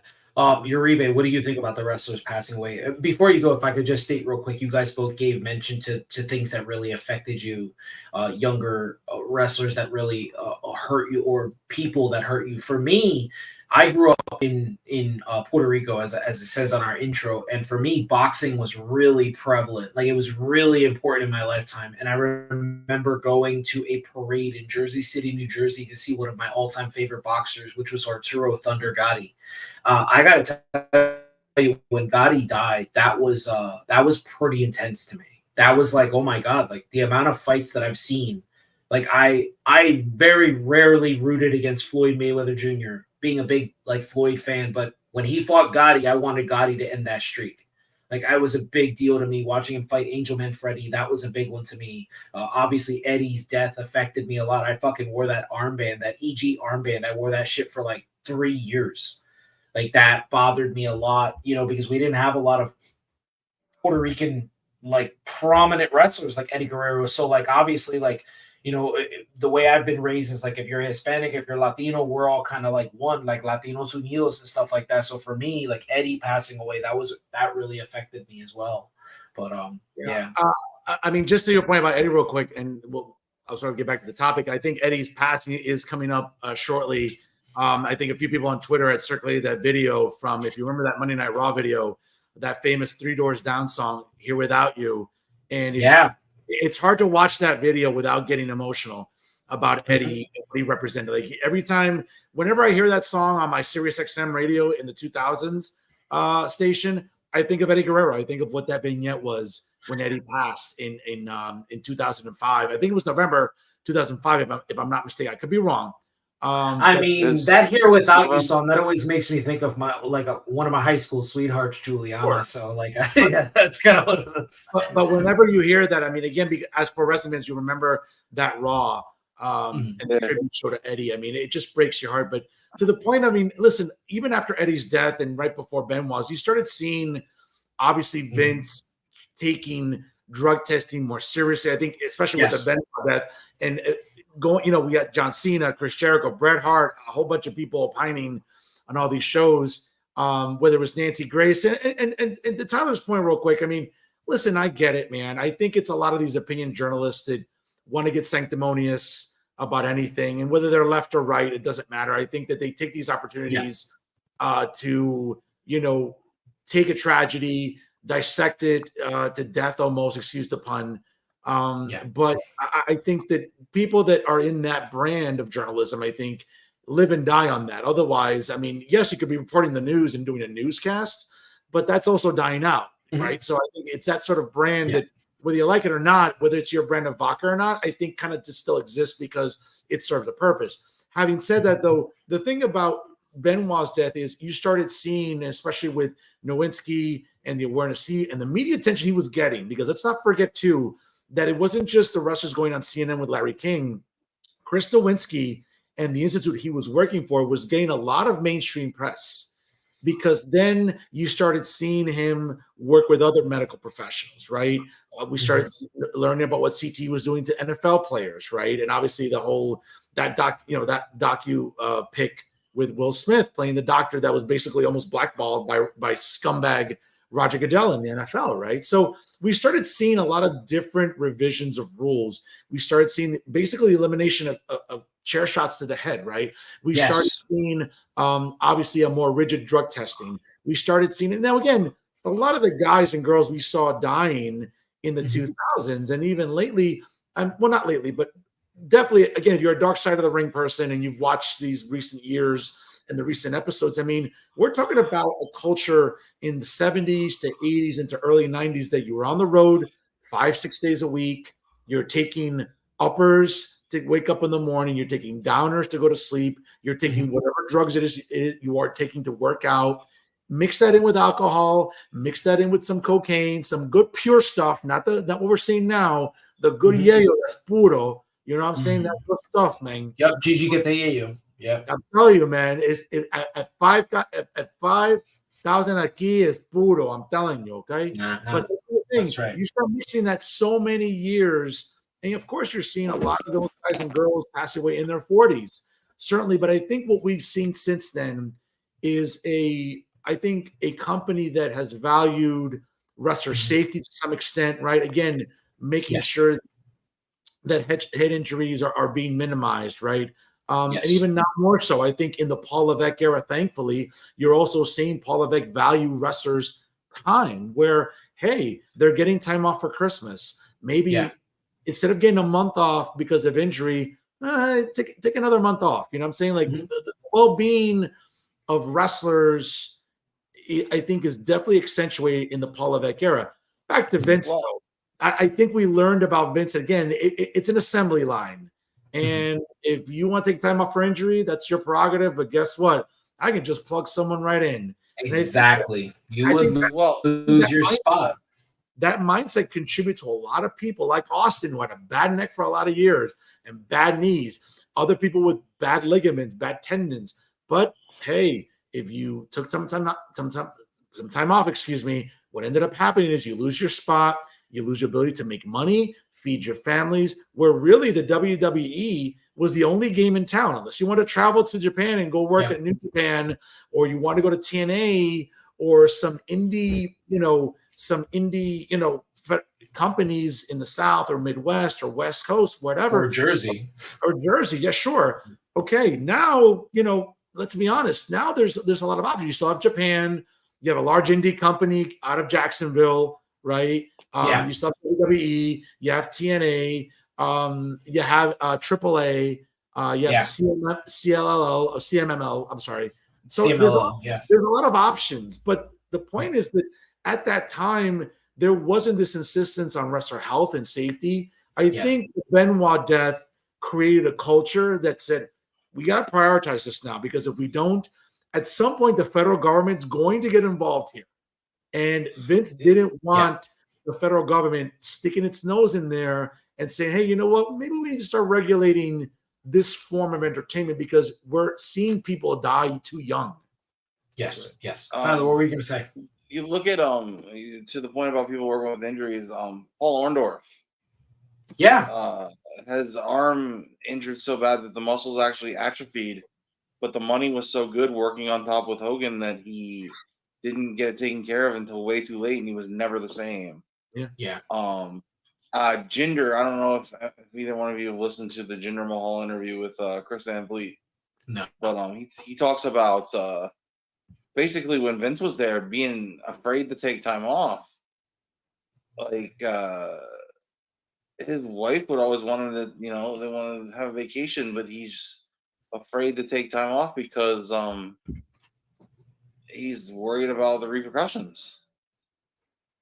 I mean, that's the thing, that Vince spewed this like negative culture, because we have heard recently. I mean, I don't want to shout her out on here because she's become kind of a caricature, and I can't tell if she's really her right now. But Mercedes talks about how she had to fight tooth and nail to film The Mandalorian. Like, he didn't want that exposure. He didn't want her out there. It was kind of one of those things where, like, it's Nikki Bella talks about it a while back. Like, if you're not the person that Vince McMahon picked for that spot, whether it was a movie or whether it was something else, like, if you're not the person Vince picked, like, you're that's heat. And Sasha got heat for that. And also, they don't like people doing outside projects. Yeah. Batista had to quit. He had to quit to go film Guardians. That's craziness. Damian Priest was supposed to be in Wakanda Forever. Yeah. And he couldn't do it because Vince wouldn't let him. That movie was $1 billion movie. And mind you, Vince again was because, hey, if you're finding alternate options for income, and guess what? You kind of roll the dice and you do well. Oh, maybe, I don't need WWE anymore. And you know what? You start calling your shots. It's sort of like the employee now is like, gaining some rights from a bargaining perspective, right? And listen, again, I think that if it wasn't a Vince created product, if it wasn't a Vince created image or Vince created scenario, I think Vince resented the fact that wrestlers, even though they're independent contractors, even though that they were never able to unionize, right? We all came to learn that, right? Yeah, we learned that. Yep. And everything else. I think Vince ran a very tight ship because it's like, hey, yes, you're independent contractors, but you work for me. I basically own you. I own your intellectual properties. I own your trademarks, unless you came in with them already, signed already on your own. And I think that Vince resented anyone trying to break away, because I think in Vince's mind, it's like, you need me more than I need you. And when we started seeing wrestlers like Dave Batista, like Mercedes, like others that said, hey, I'm going to start doing, I don't know, not necessarily Playboy, because WWF still benefited from that, right? And obviously, that's no longer the case because Playboy pretty much has been watered down. But the point is that Vince didn't like, clearly, someone, ironically, going into business for themselves when it came to other career opportunities. Now, again, he was selective because he kind of knew Dwayne Johnson was like, okay, well, there are elements about Dwayne that him going to do movies still benefits me. The same thing with Cena, right? The same thing. And to some extent, listen, let's be honest, whether it was the Marine 37 or 38 or 13 rounds with whoever, again, those are WWE, See No Evil. Those are movies that Vince, I think, could oversee and monopolize a little bit. But what have we seen from others that have branched out? They haven't needed Vince anymore. And I think that there's an element of Vince that resents that. Yeah, absolutely. I mean, you definitely saw it. That interview with Mercedes, where I think it was the Breakfast Club she was on, where she talks about having to fight tooth and nail to be able to get time off to just film. I mean, I watched Mandalorian. I watched every single episode. She is not in it for a lengthy amount of time. So the fact that she needed to argue to fight for that was wild. It's crazy balls to me. And then to hear that about Damian Priest, that's still is that actor that was in that role that played the main muscle for the people of Atlantis. I can see that being a star-making role for Damian, as it wasn't for that guy, but it would have been for Damian because people know who he is. There is a wrestling fan. Those people would have gone to see it. Oh, Damian Priest is going to be in this movie. That's amazing. Nope. But I mean, now he did win the World Heavyweight Championship, but you see that. But what I noticed, we'll end we'll end talking about the Vince thing, and then we'll just touch on some other things in professional wrestling after. Is there's the good old boys club. I mean, Undertaker, clearly this was before all the indictment came down, but Taker just saying I would take a bullet for Vince. You know what I mean? Like Taker being upset about the chair shots, the head shots being like removed from professional wrestling. I found that so odd because this was another time where Vince McMahon had kind of shown his true colors, because here's a guy who you consider to be the greatest superstar in your business, right? Like, I think a lot of people have spoken out in WWE about what The Undertaker means to professional wrestling, what he means to WWE, WWF. And he is here saying he's going to take a bullet for you. And then you are on your docuseries saying that he had essentially an emotional breakdown over losing a match at WrestleMania, instead of just acknowledging that he had a concussion. I mean, you know he had a concussion. There's no way that Taker would be so unprofessional that he would just like farm in the rest of the match. Like, if you rewatch that match, like Lesnar's like wrestling like one of those 200-pound dummies that like firemen pull to pass the safety course. Like, it's really bad. I just listened to Taker's episode on the CVV show, and he did not know his name until about 4 o'clock that morning. He knew who his wife was. He knew where he was, but he didn't know who he was. And by the way, too, I mean, Vince, to his credit, again, the loyalty that Mark Calloway has to Vince McMahon is, you see Vince leaving Gorilla, going to the hospital, right, to see how Mark Calloway was. I mean, again, I think there's a relationship there between Mark Calloway and Vince McMahon. I think that really epitomizes the loyalty that a lot of people have to Vince because of what he did for them, right? I didn't know this, but apparently Brock went with them as well. Yes, absolutely. But the point of Vince leaving Gorilla, the thought of Vince leaving the Gorilla position to go into the ambulance, because he genuinely, listen, you looked at Mark Calloway, it was scary, right? Because it looked like a very sort of innocuous bump he took early in the match, but that completely rattled the rest of the match, right? Obviously, and his physical well-being, and which Mark Calloway has documented multiple times. But I to Macho's point, I think that there's an element of the good old boys club, correct, that people look at Vince and say, hey, I'm indebted to him. I wouldn't have this lifestyle that I have. I wouldn't be able to live where I live, kind of live off some royalties that I have if it wasn't for Vince believing in me. And that's a hard perception to kick for a lot of people, especially those that have been in the business for decades, that they're never going to abandon Vince in that manner. Now, again, I think, listen, once we see an indictment, possibly, if this case goes to trial with Vince McMahon and we see discovery on behalf of the U.S. attorney out of the Southern District, which, by the way, folks, the U.S. Attorney's Office in the Southern District's been pretty busy the last couple of years between Senator Bob Menendez, Sean Combs, and it's very likely they're going to have Vince McMahon on the radar too. So you can only imagine the diligence and work that they've put into investigating Vince. And if that ever goes to trial, that you want to talk about a risk to the business, Mach and Tyler, that could run the risk of putting the business in a really bad light. And despite WWE printing money now with TKO and being this conglomerate, that could really rattle the business, because we're going to learn a lot about Vince. Yeah, absolutely. If I could just touch on one more thing, I wanted to read a couple quotes to you guys, and then we can move on and kind of just like wrap up the episode, just talking wrestling for a little bit, kind of bring it back to like a lighthearted side. I found it really interesting. We talked about the Good Old Boys Club, and you see here Bruce Pritchard is interviewed, and he called this a hit piece. They asked him point blank what he was thinking of the episode, and he felt like it was targeting Vince McMahon, that it was designed to make Vince look bad. And the reason that I wanted to bring that up here quickly is because today Eric Bischoff went on record by stating this, and I wrote it down because I wanted to read the quote to you directly. It says, Eric Bischoff said about the docuseries, Netflix did not make Vince look bad or worse. If he looked bad, it's because of the way he answered the questions.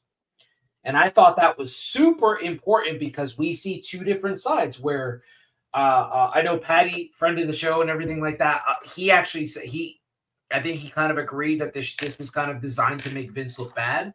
I personally I didn't see that. I thought none of this was new. Yeah, I learned some more stuff. Like I learned about his abuse as a child. I learned about things like that. I learned about things that can prop up my Bret Hart argument later on when we do our Montreal episode, which Fernando, you'll have to join for that. Absolutely. But yeah, I mean, but yeah, when I think about it, I kind of agree with Eric Bischoff. No, I don't kind of. I agree with Eric Bischoff. I don't think this was designed to make Vince look bad.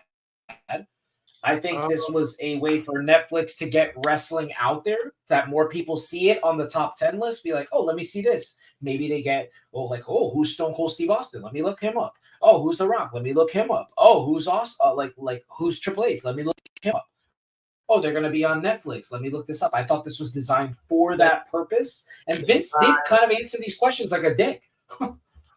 Exactly. I think it was a systemic methodology by Netflix to say, hey, we're going to be ushering a new product in January, arguably back to 3 hours, commercial free. Think about that for a minute, okay? At least we had some commercials or something. Now it could be literally 3 hours commercial free content. Oh, I thought there were going to be ads.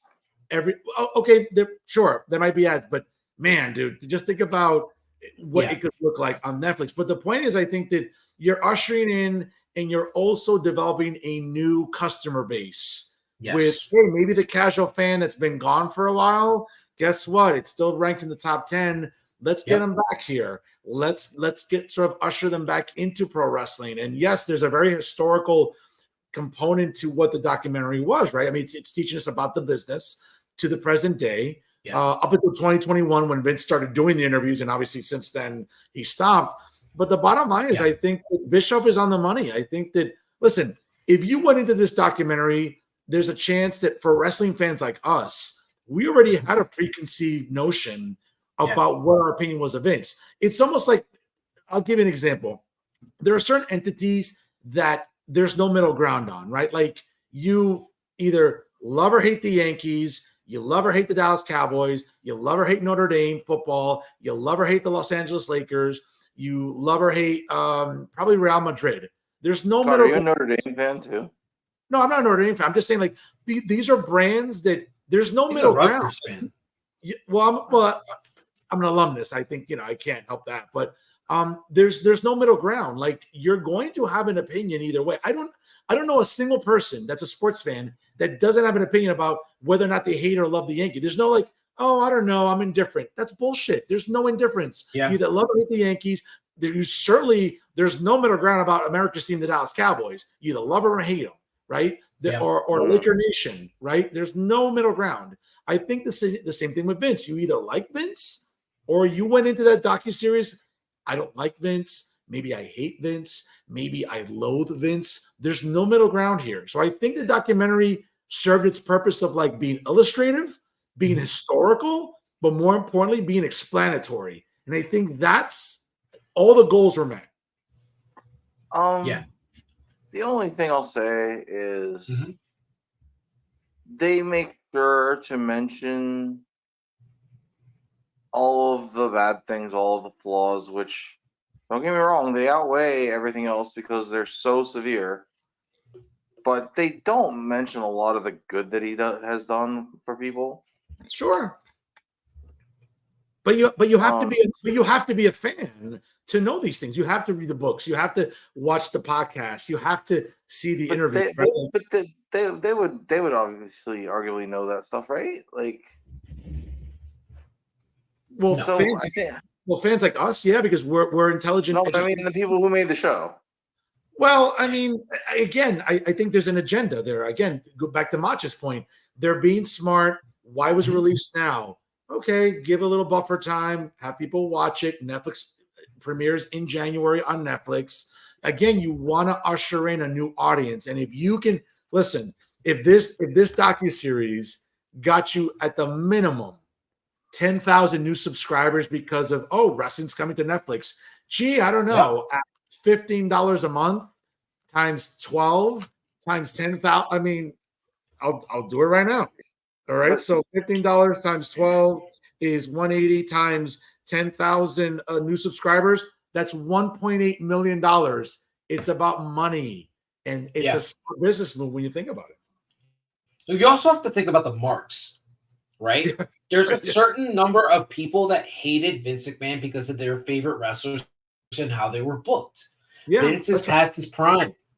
Fernando, how many times do you and Pat have this conversation about Vince's booking on Working the Marks? You guys talk about it a lot. That was again, predominantly the show.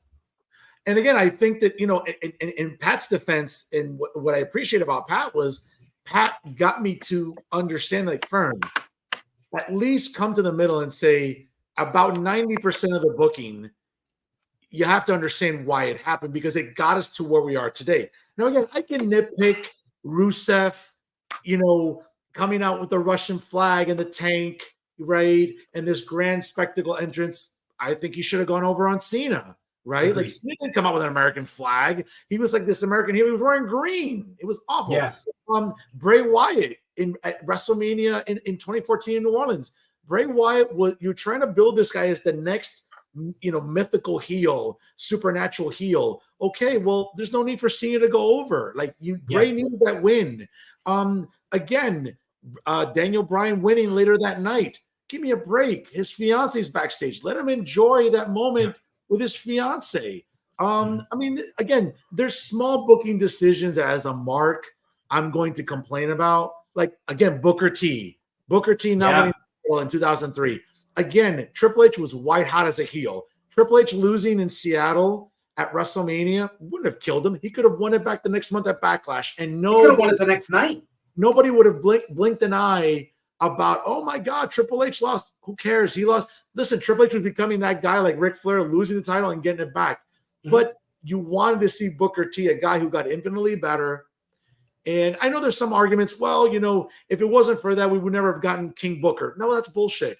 In my opinion, we still would have had, hopefully, pushed. Those are moments where, maybe the booking should have been different. But by and large, the reason we're here today, the reason pro wrestling is where it's at, and what Vince has done is because the booking made business sense. And, again, what did we start the show with? I disagree with Drew McIntyre losing. But again, these are little things as a fan that I understand why CM Punk went over. I don't like it, but I understand why. So I'm not that sort of toxic mark. Well, that's what I'm trying to say is, like, that's why marks are important to this docuseries, because when Vince McMahon left professional wrestling, there was a vast majority of fans that hated the man, not because of what he did to these women, which that is a reason alone to despise this man, to just like completely alienate him from the business. But there were people that didn't know this stuff, that weren't fans. Like Tyler says that they didn't know about, like, him paying for John Moxley's AA and stuff like that. Like, they didn't know that stuff. They didn't know how he takes care of wrestlers. They didn't know about the Bruce Pritchard stuff. He talks about it. But what they did know is that their favorite wrestler wasn't getting booked properly. And it was kind of one of those things where you kind of like, hey, we're going to play into that. People hate Vince McMahon, so let's give them another reason to hate Vince McMahon. Maybe we'll get more subscribers. Oh, WWE has changed the way they do business. They're going, like, they hate Vince. These fans hate Vince. So let's keep these fans here with us. That was a super important thing that I saw that I thought was very important. That was very interesting in this whole docuseries. Right. What's interesting to me, and I'm not going to name names because I don't have permission to, but someone who would know. I asked them about it, and their response was, I didn't see anything new. Just like you, I grew up as a fan, and I also lived it. It's pretty much everything we already knew. Mm-hmm. So. Agreed. Yeah, that's exactly how I feel about it. I don't think that there was anything new about this. I don't think there was anything that I thought, oh man, this makes me hate Vince more. For me, I had reasons why I personally didn't like Vince. Obviously, I've said it before, like for me, I have 3 things specifically that don't make sense to me. Like Tyler, I feel like I could be waterboarded And somebody could be trying to, like, I feel like somebody could Eternal Sunshine of the Spotless Mind, and they could completely erase my memory, and I would watch these things happen all over again, and I would still feel the same rage I feel today. I don't know why Sting lost at WrestleMania. Agreed. I don't know why Bret Hart couldn't just, why they didn't take the title off him a month earlier. Like, just, I don't know why. Like, that doesn't make any sense to me, the whole Bret Hart thing. And I don't know, the other thing has nothing to do with Vince. The other thing is, I don't know why Tony Khan let CM Punk walk out the door.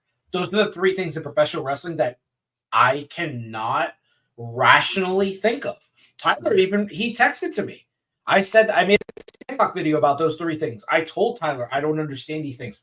Tyler tells me till he's blue in the face. He's probably tired of talking about it to me. I don't hear him.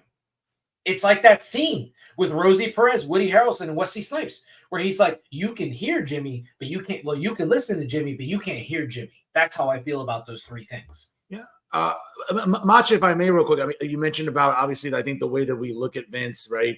And, you know, people, again, either walked into it with preconceived notions, or they were maybe like, oh, let's wait and see.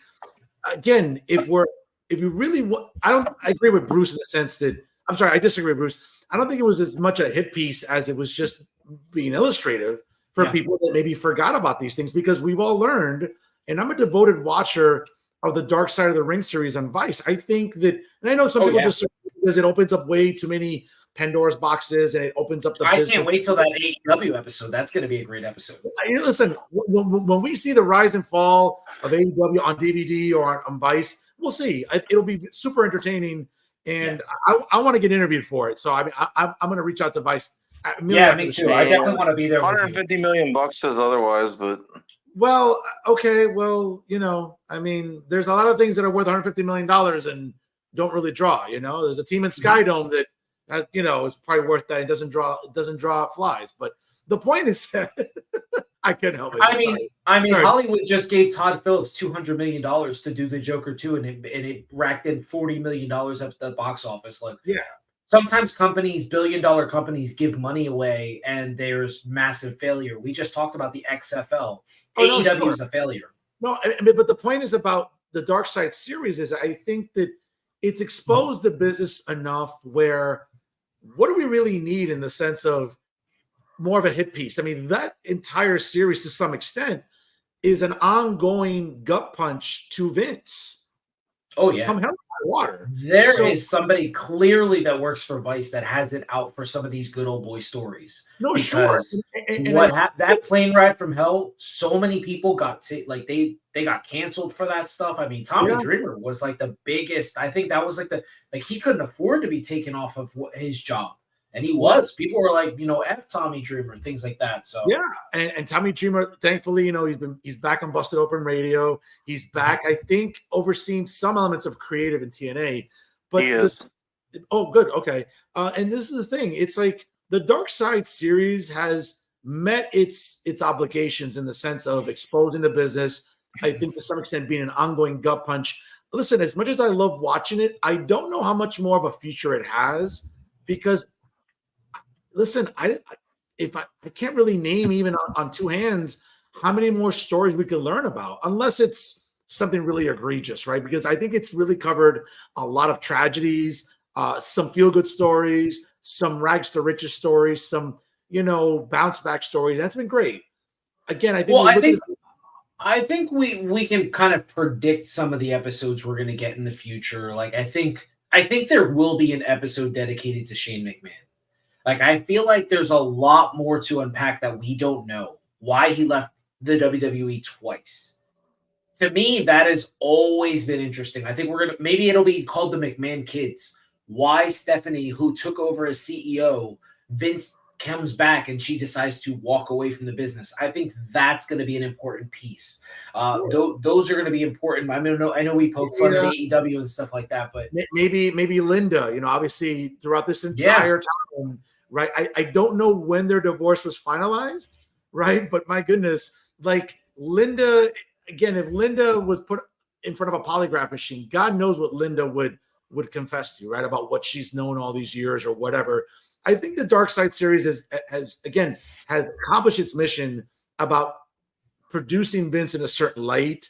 I think this doc series, again, you either walked into it liking Vince, hating Vince, but I doubt that anyone who really watched it was ambivalent and was like, Yeah. I don't really have an opinion. That's impossible. No, because I think a lot of people they can jump to Google. You know what I mean? So like they can open a search engine. So I'm sure a lot of people were like, "Oh, Vince McMahon, what is this?" And then it's like, let me Google him real quick. Oh my God, this guy did all these terrible things. Now you speak to rags to riches stories. Another story that I think that would be super interesting because if he's already prominent on the dark side of the ring, is I think we go in the reverse. I think we go riches to rags, and I think we'll eventually get an episode on Chris Jericho and how he went from one of the most prominent legendary careers ever to essentially turning into Randy the Ram from the wrestler. I mean, because this guy is like, I don't even know what he's doing on television anymore. And to me, it really speaks to the I tell Tyler all the time, he reminds me of Hulk Hogan, that like, that doesn't work for me, brother. Like this dude, here's what I know.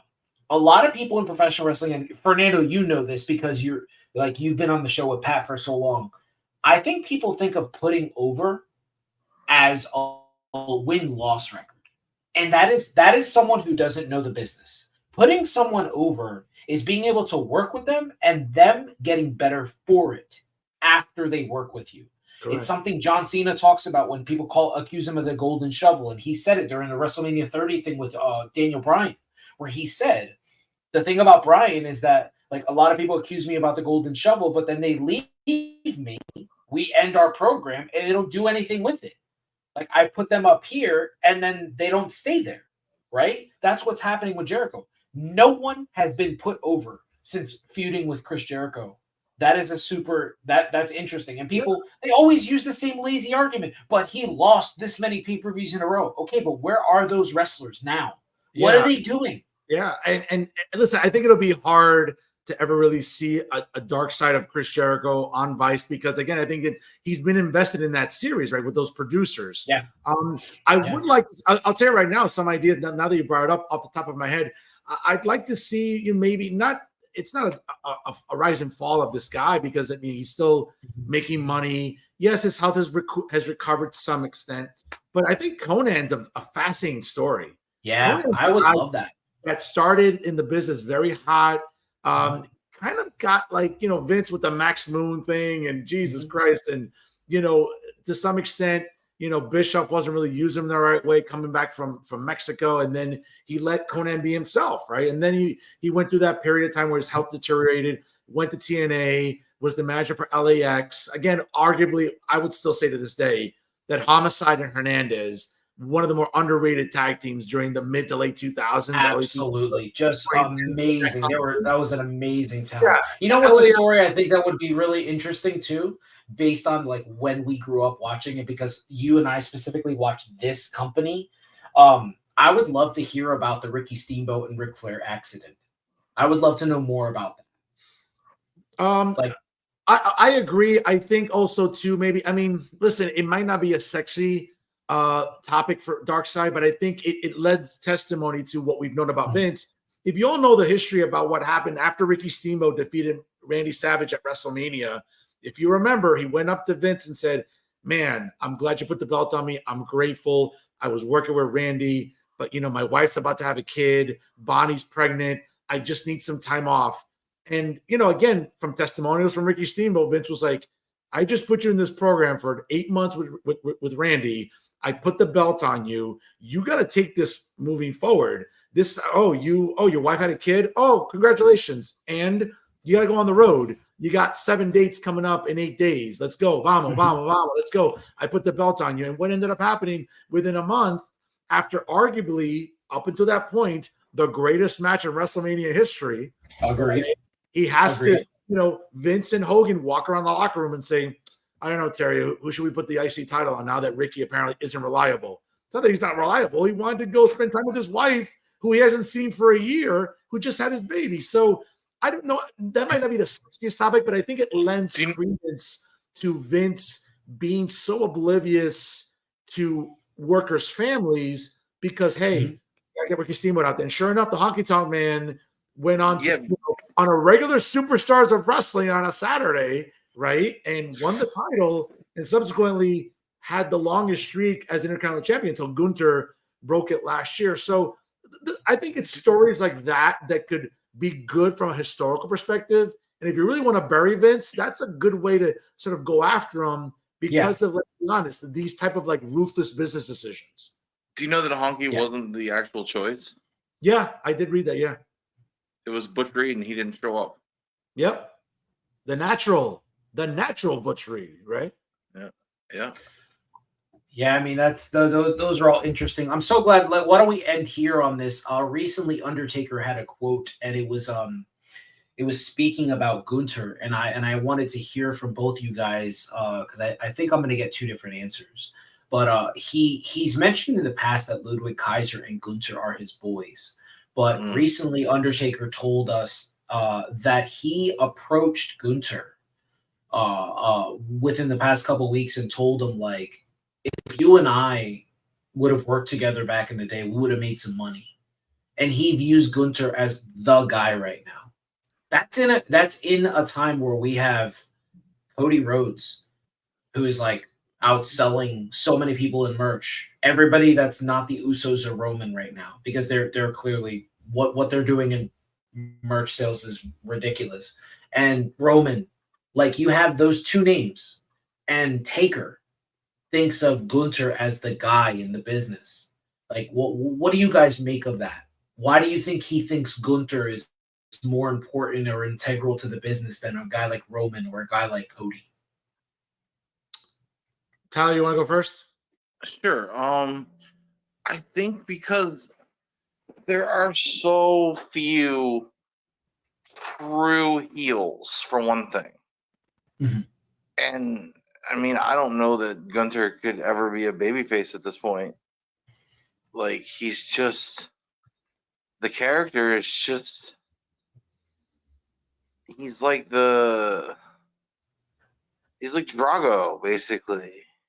Mm-hmm. Yeah, he's exactly like, but Drago does turn out to be a babyface in Creed, though. Well, sure, but I'm pretty sure that Gunther's wife's not going to leave him and then side with the prime minister or whatever, and no, she's not. Their kid's not going to lose to.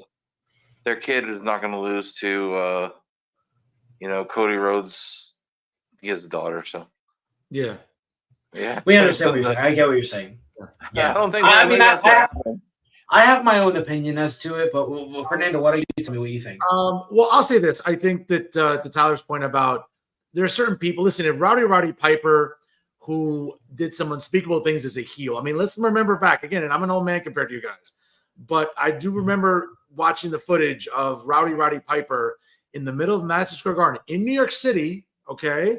A Scottish guy saying, hey, let's get this. Again, folks, don't get offended. Again, it's just for illustrative purposes. He called Bruno Sammartino a wop piece of shit, if I remember correctly, okay? Yep. In the middle of the early 80s, mid to late 80s, mid 80s, calling Bruno Sammartino an Italian folk hero in arguably the Italian immigrant capital of the world, New York City, and needing police escorts to leave the garden because, again, kayfabe was real, right? Roddy Piper needed a vest and needed a police escort to get out of Madison Square Garden because there were people waiting to assault him. So if this is the guy who interrupted Uncle Elmer's wedding, who made, let's be honest, a lot of borderline racist statements against Mr. T, right? And this is a guy who was the epitome of the best heel in the business, and somehow they found a way to turn him face, and they did. Oh yeah, he was one of the best baby faces. I think it's possible for anybody, to be honest with you, but to the point of Gunther epitomizes a ruthless heel champion. Because one thing is Roman Reigns. Listen, I'm as big a fan of the OTC as there is. I'm a mark. I grow out my beard. Macho's seen my profile pictures and everything else. So I'm as big a mark about Roman Reigns. Having said that, I'm 40 with a wrestling buddy. There you go. Despite being a heel, was cheered. Now, I cheer Gunther, number one, because I love his attire, and I've been rocking that crew neck with a suit for years. And Macho seen it in my social media for years before Gunther ever did it. But the point is that he's a likable heel, but there are still elements you want to root against. That wasn't the case with other heels. Like, for example, Roman Reigns during his historic title reign, yes, he was a heel, but man, everyone's rocking the ones to the sky with Roman Reigns in town. So there was still an element about likability. Gunther, I love Gunther. I love Imperium. I think that even despite the fact that Giovanni Vinci is arguably the Tangaloa of Imperium, Gunther just has a delivery about him. There's a classical wrestling style to him. Doesn't wear the knee pads. Doesn't tape the wrists. There's an old school, like, I'm a tough guy from the back alleys, those basement fight club pits that you fight in. He kind of epitomizes that look to him. And I think that that's what resonates. And he's a good heel champion. And I think that that's why, again, he draws. He's a good talker. Listen, see, just look what happened Saturday night in Atlanta. Okay? I just like Bill Goldberg as much as anybody, right? But what did he do? He maximized what triggers people about Bill Goldberg, right? Oh, well, I got 3 minutes. I got 3 minutes for you. Yep. That's what Bill Goldberg's good for. Even in his prime, he wasn't better for anything else, right? And I think that, you take someone like Gunther who can accentuate his opponent's strengths and weaknesses, and regardless, works with them. Sami Zayn match at WrestleMania this year for the IC title. I'll argue this. Last night's match was better. What's that? Last night's match was better. Well, that's fine. But in terms of an all-time Intercontinental title match at WrestleMania, in the 40 years of WrestleMania, I'll make the case that was a top 5 Intercontinental title match as there was. Absolutely. The year before, the triple threat with McIntyre and Sheamus for the IC title. That match was as good a match that weekend in Los Angeles as anything on that card. And Gunther just gets it. I think that he's a good heel. He's a marketable heel. He's, again, a reminder that wrestling is global, that wrestling is not just North America and South America or Central America, that wrestling is global. And I think that he accentuates that. And if he stays healthy and doesn't get into sort of any bad behaviors, I think Gunther has an incredible future for him. And the ceiling's really high for Gunther. Yeah, I agree. I got to tell you that I'm pretty shocked that you guys didn't come up with this, that you guys didn't say this, but I think a big misconception that wrestling fans make is that they look at a character, specifically a character. Like when we talk about Bray Wyatt, everybody's like, oh, I wish Bray Wyatt would have been treated with better because he could have been the next Undertaker, right? And it's always character-based. It's always like, oh, well, he's got the spooky character, so he's the next Undertaker. I think that couldn't be further from the truth. I think when people look at the next in professional wrestling, they're looking at longevity. They're looking at the importance to the brand inside and outside of the ring. And I think the reason Taker loves Gunther the way he does is because he reminds him of himself. He reminds him of a guy who's going to do business. He's going to always think of the business first. And when I think he watches a guy like Gunther, I think he appreciates who he is as a human being. He appreciates the type of wrestler he is. I mean, the guy's got a finisher. We just don't know what it is because he beats you all sorts of ways. And that's old school professional wrestling. And I'll be honest with you, he's the only guy who can get away with it. I don't think anybody else can pull this off. You don't know how he's going to beat you. I think that's interesting. I think that's why Taker loves him so much. I think that's why I love him so much. And also, too, let's think about also the evolution of Gunther. There was a time, again, and 4 years ago, right, that there was a time when another heavy-set, very athletic wrestler thought that Walter changing his name to Gunther was a bad career move. A guy out there, again, and I wish him well in his recovery. I think he's still struggling with some health issues. So my heart goes out to Keith Lee. But you think about Keith Lee and a guy who... He's fine. Have you seen his wife? He's fine. No. Well, I mean, that's fine. I get it. But at the end of the day, we're all hoping for a healthier Keith Lee, right? We don't want him... absolutely. Yes, So I think you look at what Walter evolved into, right? I mean, listen, go back to 2018. Watch Walter and Will Ospreay, right? Watch Willie the Flipper, like with Walter, okay, in a match I think in England. Well, that's what I'm saying. Walter could work anybody. Gunther could work anybody. He worked a guy like that. Yeah, but the point is that you look at Walter's physique and presentation, it very much fit this overweight kind of bully that, okay, and what did he do? He decided to slim down. He decided to not really change his style, but he slimmed down, got a little more trim and a little more toned out. And what's happened? It's made a difference in his presentation, and it's made a difference in the way that his character is believable. Yes, he slimmed down, but you look at him and you believe every second he can kill you. And that's what you want, believability in a character. I think you could believe that before, but sure. Yeah. Tyler doesn't. Tyler's not a big fan of the changes that Gunther made. Well, it's not that I'm not a big fan of it. I just don't think it was necessary. The same as I don't think anything needed to be changed about Keith Lee. But he was going to be great as the Bearcat. But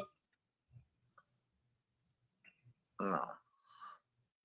I wanted to end the show on a really good note because I had this thought the other day, and I want to run it by you guys about professional wrestling, and I think I think it's a perfect way to end our show since we all agreed that Drew McIntyre should have beaten CM Punk at Hell in a Cell. Yeah, at Bad Blood. I wanted to throw this statement out there, and then you guys tell me what you think about this statement, and then we'll wrap up the show there. I think Drew McIntyre, since pre-COVID, has been the most important professional wrestler in all of wrestling. If you go back to before COVID, when he won the Royal Rumble, and what he did as a champion during COVID, and how he was able to get this feud over with Seth Rollins, how he was able to change himself and become this just complete, like the 2024 version of the man Becky Lynch, because the way he utilized the internet, the way he utilized Twitter and videos and TikTok and all of that, everything he has done since pre-COVID, I think there is nobody more important to the business than Drew McIntyre, and I just want to really give him his flowers. I think we are in the midst of one of the most legendary careers. I think there's a lot more title reigns from him in the future, and I just wanted to make that statement. Well, yeah, we hope, yeah. But I think he will be taken care of. I think he means a lot to the business. What do you guys think about that statement? Tyler. Okay. So I think he's, I would say this year, like 2023, 2024, if I was giving out an MVP award, it would probably go to Drew McIntyre. I don't know that I would say that from pre-COVID, because I think, obviously, you know who I think it is. It's Seth Rollins. But I do think he's certainly one of the top 3 or 4 most important guys because he's reliable, he's skilled, he's everything you want in a guy that you're going to try to put in your top positions. I would say Vince McMahon was right. He was the future of the business. Right. But I don't think he was at that time. I think he needed to. Yeah. He needs to leave. As he says, basically, this guy's name's coming up a lot tonight, but as he says on Chris Van Vliet, he really needed his come to Jesus moment was his wife told him that he could be doing so much more, and if you don't straighten up, I'm going to leave your ass. And that got him from being a wild man outside of the business to being a wild man in the business, and now he's so important. Well, that guy. Well, I mean, girlfriends and wives can straighten you out real quick when it comes to your career path and trajectory. So certainly I think that McIntyre learned something there. What I would say, though, And again, it just sort of dawned on me here, another booking decision I didn't like at WrestleMania. I thought McIntyre should have gone over on Bobby Lashley for the world title in 2021 in Tampa Bay. I thought that was especially after COVID and sort of carrying it through that pandemic. I thought, again, it wouldn't have killed Bobby Lashley if McIntyre had beaten him in Tampa, right? Since, coming out of the pandemic, and it was like there was people in Florida, obviously in Tampa. I would have loved to have seen that. But they worked the next month again at Hell in a Cell, didn't they? I believe so, and I think he lost to Bobby so they Lashley. Could have, yeah, so they could have switched. They could have just switched it back. Yeah, exactly. Mm-hmm. So it's like, okay, he could have had his WrestleMania moment, won it in front of a crowd, and then if you lost it to Lashley at Hell in a Cell the next month, it wouldn't be the worst thing. But I think Mach is absolutely correct. I think that and Tyler as well. You mentioned about reliability and consistency. He's been that guy. He's a guy that went through tremendous transformation. And I'll even make this argument. Back in pre-COVID, I mean, even 2018 when he returned, I remember that pop he got at TakeOver in Brooklyn for NXT. Mm-hmm. When he first signed, when Drew Galloway left TNA, and I'm sorry, 2017, right? My bad. I'm sorry. 2017 Brooklyn, yes. He won the NXT title. Yes, and leaving TNA, coming back, Drew McIntyre, and it was interesting because they paired him up with Drew, with Dolph Ziggler at first, right? And then he was feuding with Roman Reigns. I remember being at MetLife at WrestleMania for that one here at MetLife. By the way, the last one-night WrestleMania we'll ever see in our lifetime back in 2019 here. I was there. It's still going, isn't it? It felt like it. It was actually, I started tailgating at 2 p.m, and we walked in at 4 p.m.-ish Eastern time, and Becky Lynch pinned Ronda at 12:30 in the morning, and then we're all leaving. So it was a long night.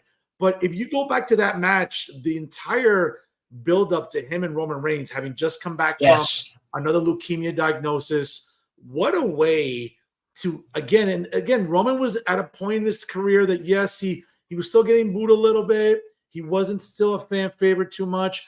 Yes, he took some time out because of leukemia, and thank the Lord that he recovered. I mean, he's still in recovery essentially because it's an illness that never really goes away. And he said he'll be in recovery the rest of his life. He said, yeah, exactly. And if you remember going into that buildup at WrestleMania here in 2019, man, he really worked well with Roman. He really helped elevate him back to make him a sympathetic babyface. He was a ruthless heel. And then, again, you just saw his body of work improve infinitely. And obviously, eliminating Lesnar at the Royal Rumble in 2020, you're thinking, man, oh my God, he's going to get that moment. He's going to beat Lesnar. And sure enough, the world shut down. And we watched WrestleMania, the first 2-night WrestleMania inside the Performance Center. Yes. And I think since then, you're absolutely right. He's been an absolute MVP. He's been a guy who's been a worker, a workhorse. Yeah, listen, I'll give Seth Rollins his flowers as well. He's been very consistent. Great feuds.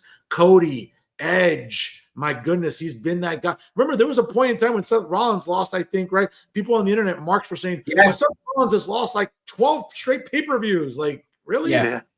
I don't think anyone cared when you saw the quality of how good the matches were. And I think the same thing with McIntyre. I think there were moments that McIntyre obviously wasn't winning at PLEs, but he's never beaten Roman Reigns.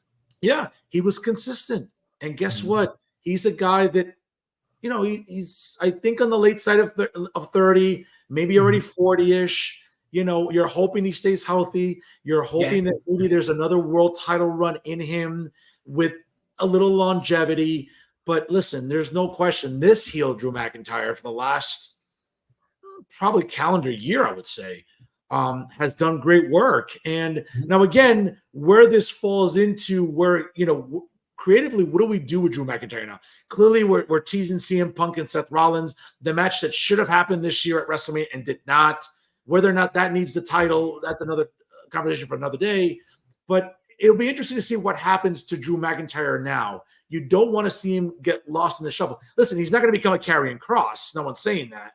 But I am a little concerned about where does he fit I'd like to see him beat Cody. I think that'd be great. But the reason that I wanted to bring it up is because you guys did the work for me. I didn't even do it. You just mentioned in the span of this conversation of the past 15 minutes. You mentioned a triple threat at WrestleMania, which he was a part of. You mentioned a Bobby Lashley WrestleMania match. You mentioned a Roman Reigns match.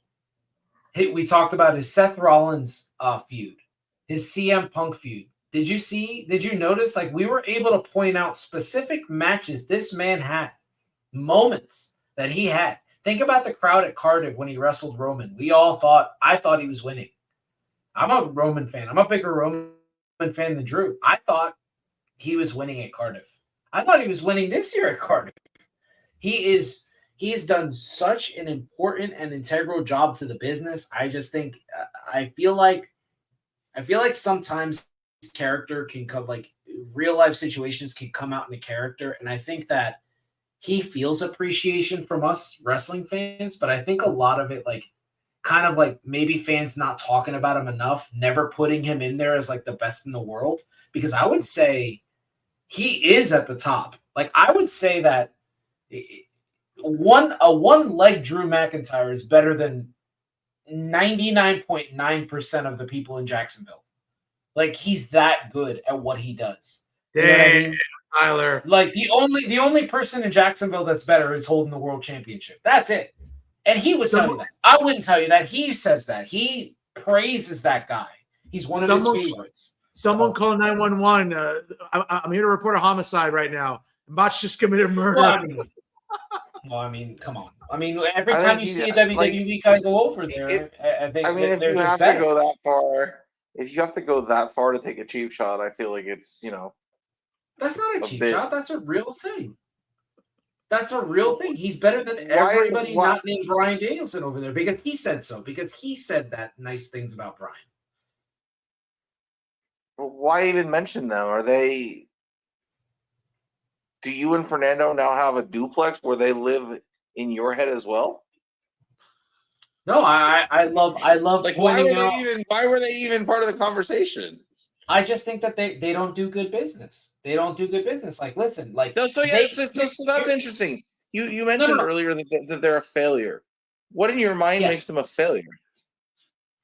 Well, I just said it to you. Like, have you ever seen the movie John Carter for Disney? They were given $250 million to use in the box office. They were supposed to have a trilogy, and not even Tim Riggins could help them do that.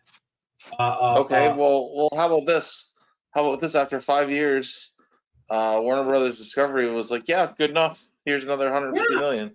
Absolutely. Companies make mistakes all the time. Tyler, when you get outbid for the NBA, which was a clear better ratings draw for the Turner Networks, I mean, you got some money left over. You might as well spend it somewhere. I mean, let's be intellectually honest. You might as well spend it somewhere, but they could have done anything. They could have. And they have. They gave us. They were supposed to be going after WWE. But listen, they tried, and WWE said, nah, man, we're going to Netflix. But listen, it's fine. They make Vince Russo look like a genius. That's what AEW does. They make him look. He just said it today. He said he was talking about Bronson Reed, right? He was talking about Bronson Reed, and he said that he has spoken with people inside WWE, and it became really noticeable to them that Bronson's not getting the pops that they thought he was going to get. He's not getting the reactions from the crowd that they thought he was going to get. And then he goes on to say, Bronson Reed is going to prove my point that just professional wrestling is not going to get you to the spot you need to be in the business. And that's a guy who talked about, like, he had car crash booking, the Murray show booking. And he says a lot of dumb shit, but that was really true. You need to be you need to be a great character. Bronson Reed's not a great character. He said it, he can hit like 10,000 tsunamis. But if the crowd is like, all right, but like, are you going to talk to us? Are you going to like I said that Braun Strowman feud hurt him. Like, he was presented as a monster, and then you put him up against a guy that's formidable. That's stupid. You should have just kept him a monster. Made him just run through everybody. No, I mean, listen, that's fair. I mean, again, we could dump on AEW forever. I mean, we can make a whole new show about it. But but the point about McIntyre, I think that again, what really goes underappreciated about McIntyre, I think, is the willingness to change his appearance, right? To change the demeanor. Yeah. Listen, let's be very fair. His promos and I've liked Drew McIntyre, Drew Galloway for a lot of years. Mhm. Even, and I'm as loyal TNA watcher as there is in New Jersey. Yeah. Wasn't always best utilized in TNA, wasn't always the best promo. He understood the importance. It's not just about wrestling. You have to be able to cut a promo. And if you're going to be a heel or a babyface, you have to be believable. You have to want to make the crowd care about you. And I think McIntyre, both as a face during the pandemic era and even now as a heel, has made you want to say, oh shit, let me check Twitter. Let me see what the hell this guy's doing on Twitter. Because you know what, bro? And again, God rest his soul for Sid Vicious, who took the mantle, obviously, after the Iron Sheik passed away. God rest his soul as well. No, that was a fake Twitter account. That wasn't him. What's that? The whole Sasha Banks thing, that wasn't him. That wasn't Sid Vicious. Oh, wow. That was some guy. That was some guy pretending to be. Oh, okay. Well, the point is that, and thanks for correcting me, though. I didn't know that. McIntyre is using what's at his disposal really well. Again, social media. Yeah. Let's be honest. Twitter. Listen, I mean, it's impossible to bring back kayfabe, but there's a point here in this feud with Punk that you almost were like, damn, bro, is kayfabe back here? Because, damn. I mean, this is it's beautiful. I mean, even recently, he was asked about the photo, right? About the photo of them standing by the ring together. And he goes, You guys are idiots. Haven't you ever had to work with somebody you dislike? That's a perfect answer. That's like right away. That's perfect. Guy who gets the business, who is evolved, who has infinitely improved his appearance, his work rate, everything. Again, short of any injuries, short of, I don't know what happens with creative. I'd like to see McIntyre stay in the main event picture. Now, again, that's difficult. Yes. It's a very crowded field up there in the penthouse. But we'll see what happens between now. Again, listen, what did we learn this year? Punk got injured at the Rumble and saw that opportunity. Paul said, hey, listen, I'm going to push you and Seth for the title at the match at Mania. And sure enough, the buildup to that was great. You don't wish injuries on anybody, but it's a part of the business. You never know. Maybe someone else gets hurt. Who knows? And that's when someone like a McIntyre can pick up the ball and run with it. He's shown he can do that multiple times. So let's not kid ourselves. But you see, McIntyre is this main event guy. I also wanted to touch on the fact that, like, he was a guy who had such high expectations. Like, there was a lot of expectations about Drew McIntyre, and he had his failures. He's a part of 3MB. He thought his career was over. He got fired. All of this stuff. And so he had his SummerSlam moment where he gets thrown against the guardrail. He had his moment. The difference was his was in character. His was in getting fired from the company. And he comes back. He revitalizes his career. He changes things. And then he decided to take things that don't work for other people, and he makes them work. I mean, it's just one of those things where he's willing to do the work. It's even when he cuts a promo, like here, like I know Tyler's going to get mad at me, but I don't care. So, like, if you look at a promo he cuts where he tells the crowd, hey, like, I did this for you and you took this away from me, right? The way he conveys that message to the crowd, any other wrestler conveys that message, it's a babyface promo. But the way he delivers the promo, it's a heel. You're just like annoyed. You're just like, quit bitching. Like, just shut the fuck up. Like, that's how you feel. But then a guy like Finn Balor, he conveys the same message to the crowd, and he comes off as a babyface because he's a terrible fucking heel. He doesn't know how to convey the message to get people to hate him. I understand that he's likable. I understand that he's a really, really nice person. But so is Drew McIntyre. For crying out loud, Drew McIntyre posts pictures of his cat. Like, he talks about his cat being like the ruler of his house. He calls his house his cat's kingdom. Drew McIntyre is very likable. Yeah. But when he's on screen, he can get people to hate him. He can get you to, like, I don't want to see you successful. I want to root for CM Punk. I want Seth Rollins to beat you. I'm so happy Damian Priest cashed into the briefcase on you. Like, people hate what he's doing. And then Finn goes. And by the way, Mach, I hate to cut you off, but this entire feud, Yes, I've been rooting for McIntyre because I think that, listen, while I was happy that Punk came back last November, and obviously we've come to learn, right, in the last few weeks that was pretty much like lawyers were still deliberating over language during the PLE, right? And pretty much like maybe an hour before the War Games match, the attorneys settled everything. Documents were signed, boom, and sure enough, he walked through Gorilla literally within a few minutes, where nobody was really sure about what that meant, right?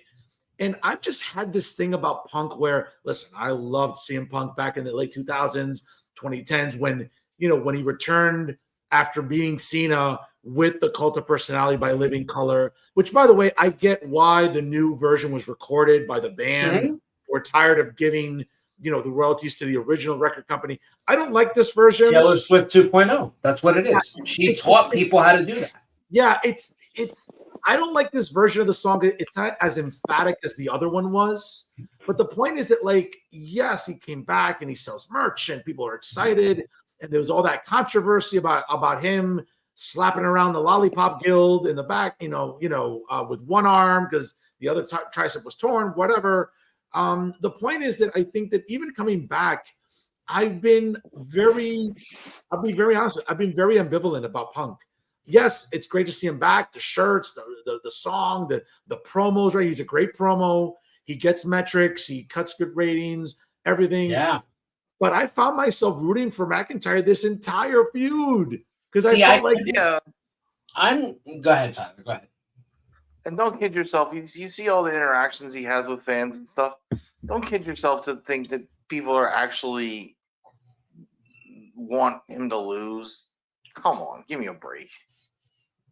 Who? You took another long road to take a shot. What do you mean? Oh, no. Took another long road to take a shot at someone I like. Oh, yeah, I'm just talking about. Pretty much seems to be what he does on this show lately. No, I'm not taking a shot at Punk. I'm not taking a shot. Not you, him. Oh, he thinks I'm taking a shot at Minnie Balor. No, what I'm saying is that I'm the reason I haven't been able to compartmentalize my feelings about CM Punk. I still love CM Punk as much as I did when he was the best in the world. And the reason that I'm so happy that he's being so successful is because it makes Jacksonville look like idiots. I love it. Does not. You cannot assault people at work and keep your job. I'm sorry you feel that way. I'm sorry that you got away with it one time, so you think that's how it works.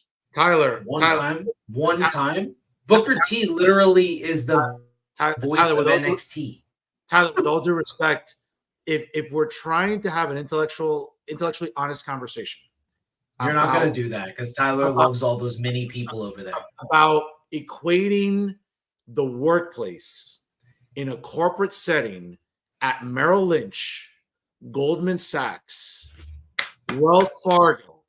I get what you're saying. Wrestling? No, you don't, because what happens is. But how many times did it happen?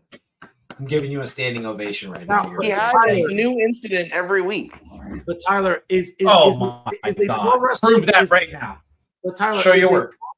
Tyler, is a pro wrestling company the same conventional workplace as another corporate setting? No, it's not. Okay.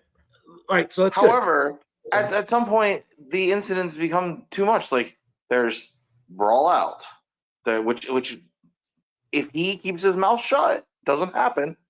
Okay. Wait. Hold on. You're not going to get away with that on the show.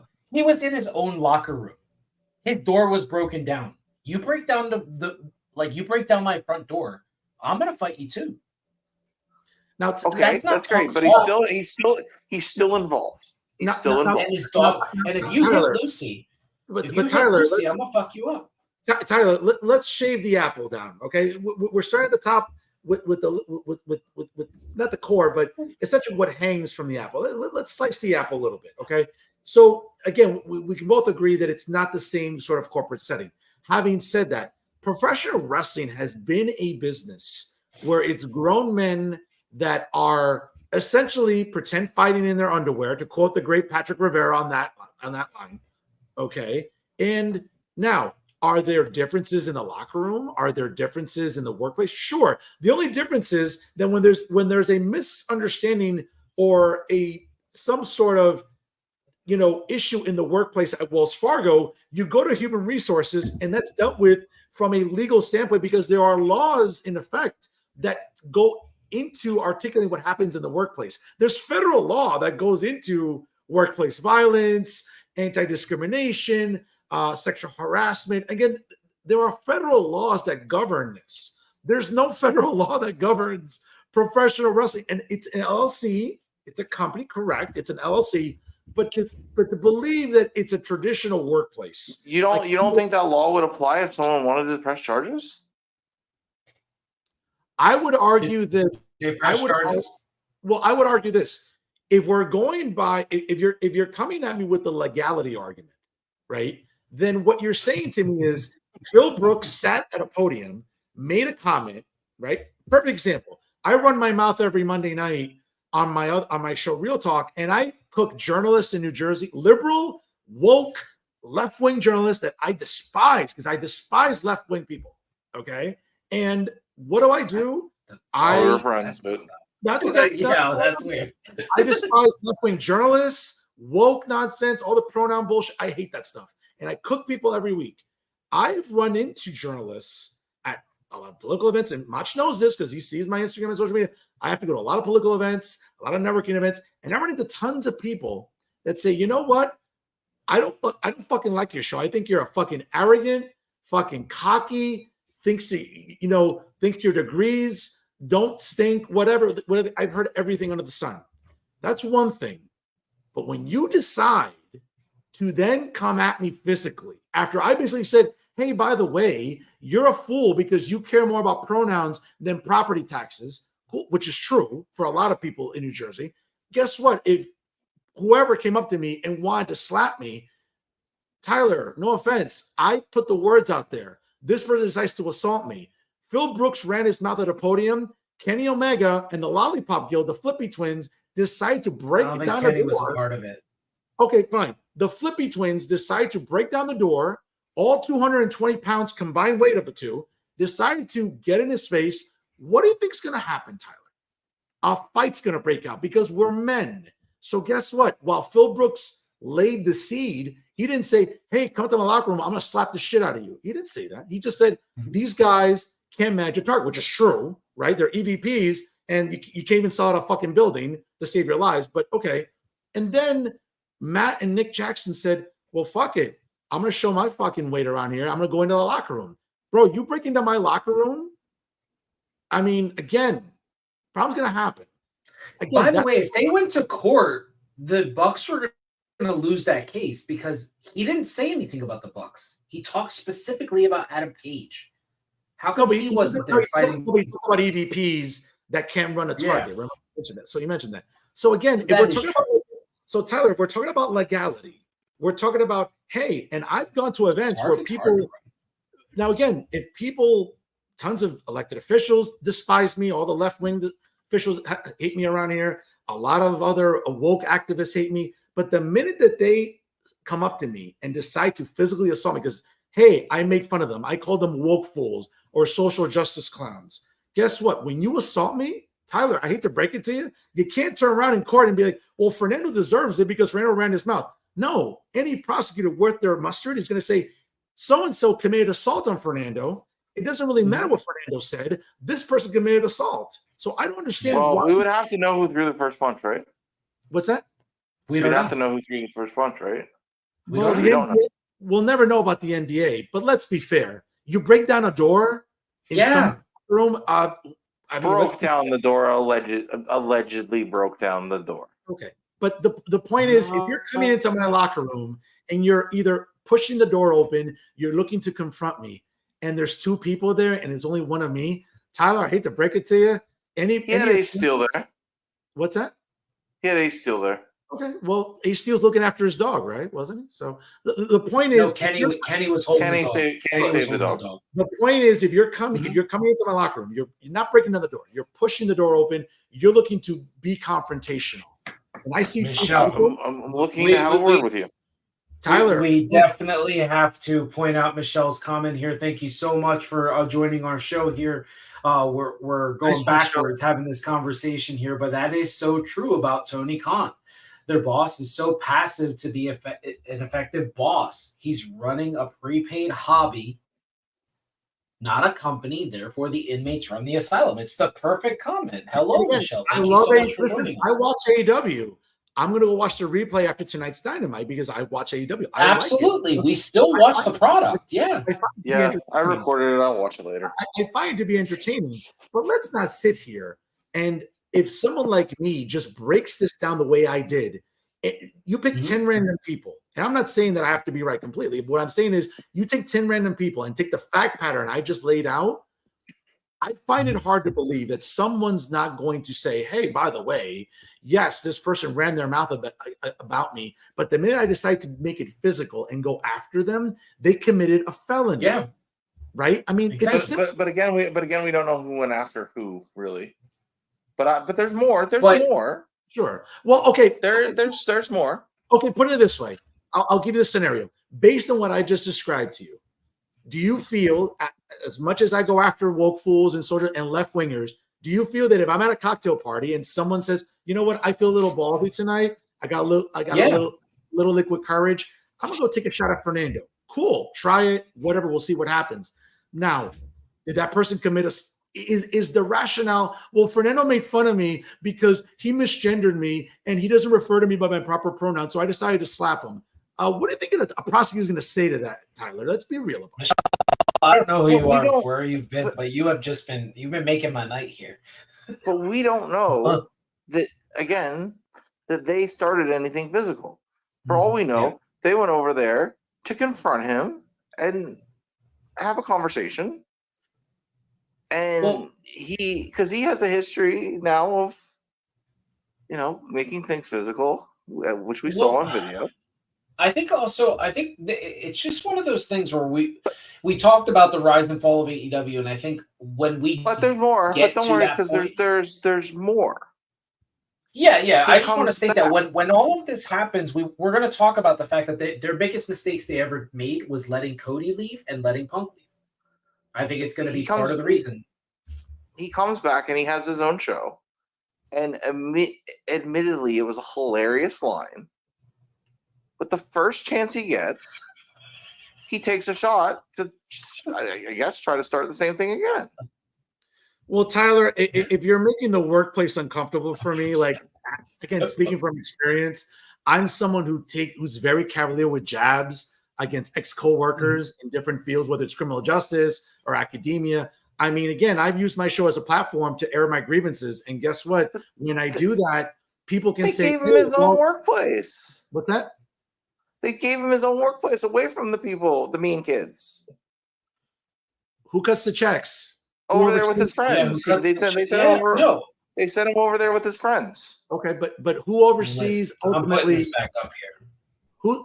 Who's management though? Who's management? Not Phil Brooks. A man-child. No, but essentially, but who else is management? Not Phil Brooks. Okay, so they're management, but they gave him his own. They gave him his. You conservatives love to mock us about our safe spaces. They gave him his safe space with his buddies. Okay. And the first thing he does is go and take a shot. Yes, that's what you do. So you're trying to get people to watch your show. That's fine. But Tyler, did it work? But Tyler, it's pro wrestling. Did it work as a good gimmick or a? Did it work? I don't know. Did they have a match that drew a lot of money? No, so it didn't work. Well, whose fault was that? Because Punk's been on record that he tried to get a program with them. They didn't want to do it. They didn't even take the meeting. The meeting was set up, and they said no. Regardless, they set parameters for how they would meet with them and when. Okay. Again, Tyler, it's not a conventional workplace. I mean, again, it's a wrestling show. But they gave him his. That's the point. They gave him his safe space, and he still. But don't worry, because it's still there's more still. Because then a couple of weeks later, he decides to unprovoked go ahead and take a shot that he's even apologized for since, because he knows it was in bad taste. Take a shot at Hangman Page for no apparent reason.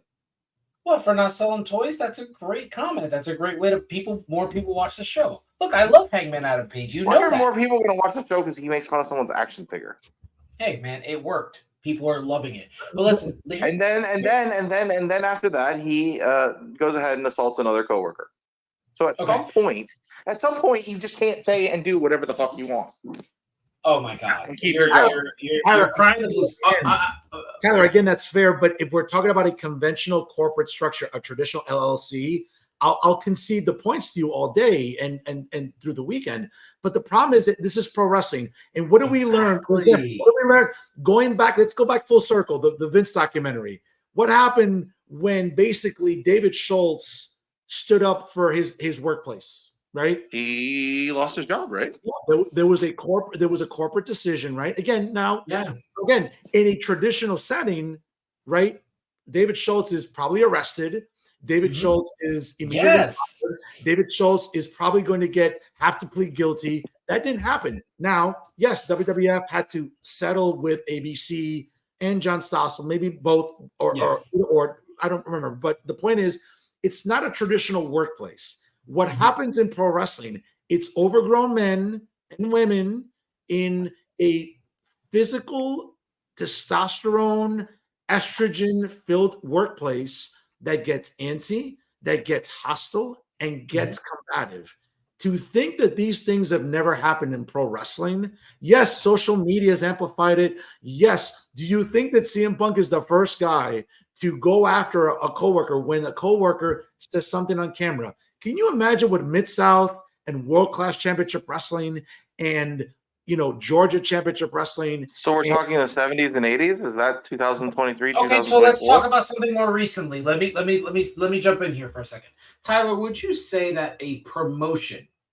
Would you say that a press conference to promote a fight is considered a workplace?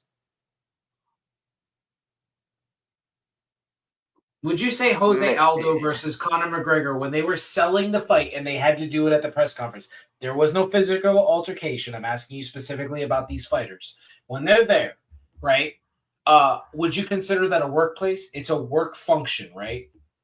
Sure. Okay, so in most cases, what you're saying is that you can't assault a coworker at your work function. Most recently, we saw the #1 boxer in the world, Canelo Alvarez, do a standoff against Caleb Plant. Okay. They put their hands on each other. Caleb took a full swing at him, got him. Canelo slapped him real hard. We've seen that. And how do we know that? And how do we know that wasn't staged? It was on camera. Okay, well, how do you in front of an audience? What we're talking about is the fact that he slapped them at a workplace when they are actually scheduled to fight. And there are provisions in fight contracts that prohibit you from fighting beforehand. Neither one of those fighters were called up on sanctions. They weren't brought up in front of the athletic commission. They just let them go out there and fight. They let them go out there and make money. Cool. So the next time that guy, whatever, Luke or whatever his name is, goes to fight somebody, and he does it again. Canelo Alvarez. Okay, Caleb. Sorry. I mean, Caleb Plant slapped Jamal Charlo at a concert.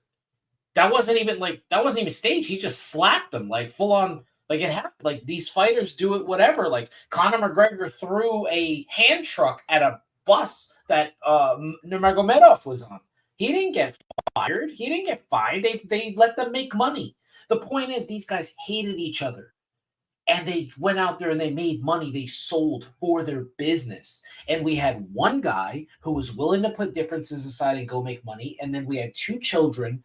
And I'm going to call them children because of their running around the ring after he was let go. The show it was announced he was fired, they did it. But you still figure out a way to defend that. Well, Tyler, I'm not defending them. I'm saying you can't do what he did multiple times. And I forgot something. There was another thing. Who was it that got? Oh, Dolph Ziggler's brother. They got him kicked out of the building because he's friends with the Bucks. Okay, I mean, I can't attest to that. I mean, I'll take your word for it. Sure, yeah, that's fine. I can't attest to it. But Tyler, Macho, you know, because we talked about it at the time. Let me ask you this though: Can we maybe meet in the middle? Say his name, maybe. Can we meet in the middle and at least say, yes, I enjoy AEW like you do, right? And there are degrees of fandom here.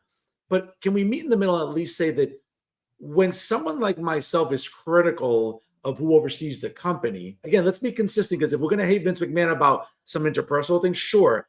There's nothing to dislike. Apparently, it seems like Anthony Khan is a very easygoing human being, seems to be a very, very good boss, very generous with the finances.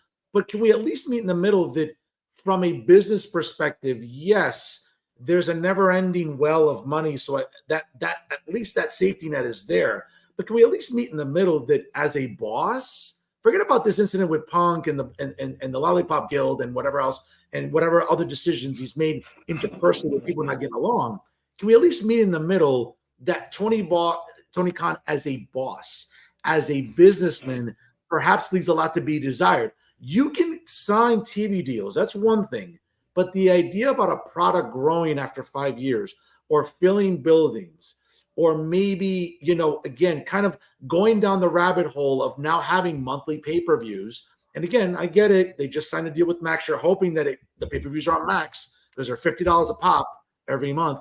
Can we at least be in the middle that maybe Tony Khan is not as good of a businessman and a booker when it comes to a company, let's be honest, that should be at least on par with WWE, because that was the goal, right? That's not. I'm glad you brought that up, because dude, and I'm gonna have to rely on you for this because I don't know the answer. I was told that their pay-per-views sell relatively well. They're money makers. I haven't seen WrestleNomics. I know that's a website that keeps track of that stuff. Other than buying All In, because it's on a Sunday during the summer, I tend to sort of stream it illegally. I shouldn't say that out loud. Sorry. Yeah, I buy some of them. The reason I'm excited that it's going to Max is I'm hoping that, hey, do like what Peacock does, have the PLEs there. I'm already paying $5 a month for Max. Cool. I don't have to come out of pocket to pay for anything else. And there'll be a library now. But having said that, again, can we at least agree, or maybe meet in the middle, that 5 years later, AEW, what was supposed to be a fresh alternative, maybe a competitor. These are Tony Khan's quotes about we're going to compete with WWE. Those are Jericho's own words, right? He's getting paid a lot of money to say these things publicly, right? When they first had the press conference, Cody, Omega, and Matthew and Nicholas Jackson were adamant about, hey, this is going to be an alternative for fans. We're going to compete. 5 years later, alternative. 5 years later, if we're being intellectually honest, they're not a competitor. They're not even joining anywhere near the gates or ratings. And we can blame a lot of different things, but why is Raw still doing well? Why does SmackDown still do well? Why does NXT now in buildings? Why is NXT almost selling out? This is the developmental brand for WWE. And that's interesting because I couldn't tell you that because they give away tickets to their normal shows. Well, here's what I can tell you. They are not an alternative. And here's why I know that. Because they're trying to run the same business practices that WWE uses. Because they tell you that this is a place where wrestlers are going to feel safe. This is a place where wrestlers know that they're not going to be treated like they're treated in WWE. Here is some evidence that proves that is complete bullshit. One, they won't let Rey Fenix go because they know what WWE is going to do with them. The Lucha Bros are going to be massive in WWE. Two, or possibly because the guy owes them over more than a year on his contract. Hold on, I'll let you go. Two, why are they bringing in MVP Shelton Benjamin and Bobby Lashley to run the exact same gimmick they ran in WWE? Because they don't have originality. Because they need to do what WWE does. So can I ask you this? They have Adam Copeland, who is supposed to be a completely original thing. He's supposed to come over here and be a different version of his character. The only difference I've seen is that he can't use the name Edge. He is literally the same guy that we've been watching since he came out of the crowd in 1998. There's no difference. They are running the same thing over there. They are doing what Eric Bischoff did when he first brought out Scott Hall. If you remember Scott Hall's first promo in WCW, he had the Razor Ramon accent, and then it slowly went away. That's what Tony Khan's doing. He's taking WWE characters and he's putting them on his television, on our television, but over there with a little bit difference, like by a different name. Oh, like you can't be that, but Bobby Lashley is going to be that. And then the Rey Fenix thing. He said he would never do stuff like that. But guess what? Cody Rhodes is massively successful. CM Punk has made him look like an asshole. So he knows that the Lucha Bros are going to go over there and they're going to be amazing. So when he's not ruthless with contracts and stuff, he looks like an asshole and he's a clown and yada, yada, yada. When he is, he's an asshole. So the guy can't win with you, first of all. He could come out tomorrow and be revealed as Santa Claus and you'd still think he was an asshole. I don't think he's booking shows for me. He's booking shows for hardcore niche audience. He's telling his hardcore niche audience that regularly jumps on the internet to praise them. He's booking shows for people that know who Will Ospreay is, that knows who Okada is, guys that watch that level of professional wrestling. He's booking shows. Okay, and why is that so offensive to you? It's not. You're not even giving me a chance to say something. Like you're just like if you need a timeout, go take one. He's booking all of these shows for those people, and then he's telling them to their face, I'm gonna be different. But yet he's doing the same thing Vince McMahon is doing. So which is it? Are you going to cater to your crowd? Or one time? Why are Bobby Lashley, Shelton Benjamin, and MVP running the same character there?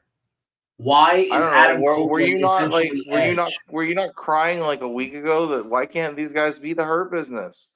Bobby Lashley gets the biggest pops I've seen. So now they're getting an opportunity to do what you want. My personal preference. Well, Tyler, again, I think I won't speak for much, but what I will say is that, again, as an AEW fan myself, I still watch it. I think that, again, we have to be intellectually honest here. It's been 5 years, and I think that the business plan about trying to appeal to a niche audience hasn't translated to, again, I can't speak onto the economics of it because I don't know what the gates have been per se. Obviously, we don't know. I will say this because I know this firsthand and I know this for a fact. I can tell you from 2021, having gone to Grand Slam, and I've been in that building because I've gone to watch tennis. I know what the layout is for Arthur Ashe Stadium. If you go back and watch it, that entire building was used. Despite the stage being a little bit large, that building was not cut in half the way it has been the last few years. Now, again, I get it. The opening match of Danielson and Omega, great way to sort of draw a crowd for the inaugural Grand Slam. Great. But what's happened since then at Grand Slam? We've seen the building so much that now the building basically has been cut in half, and the rampway to the ring is relatively a short rampway. So what we're seeing is that 5 years later, appealing to a niche audience, yes, it works for a niche audience, but that's not translating to selling out buildings. And that's a concern. Again, if you're running a wrestling, again, why is TNA, come hell or high water, why have they been able to still be afloat 20 years later? I think that whoever's been in charge understands that, like, listen, back in 2010, we decided to put our chips in the table. I'm a gambler, so I like poker. And guess what? We're gonna go up against Raw. We're going to sign Hulk Hogan. We're going to sign Bischoff. We're going to sign Jeff Hardy. We're going to go head-to-head on Monday nights with Raw.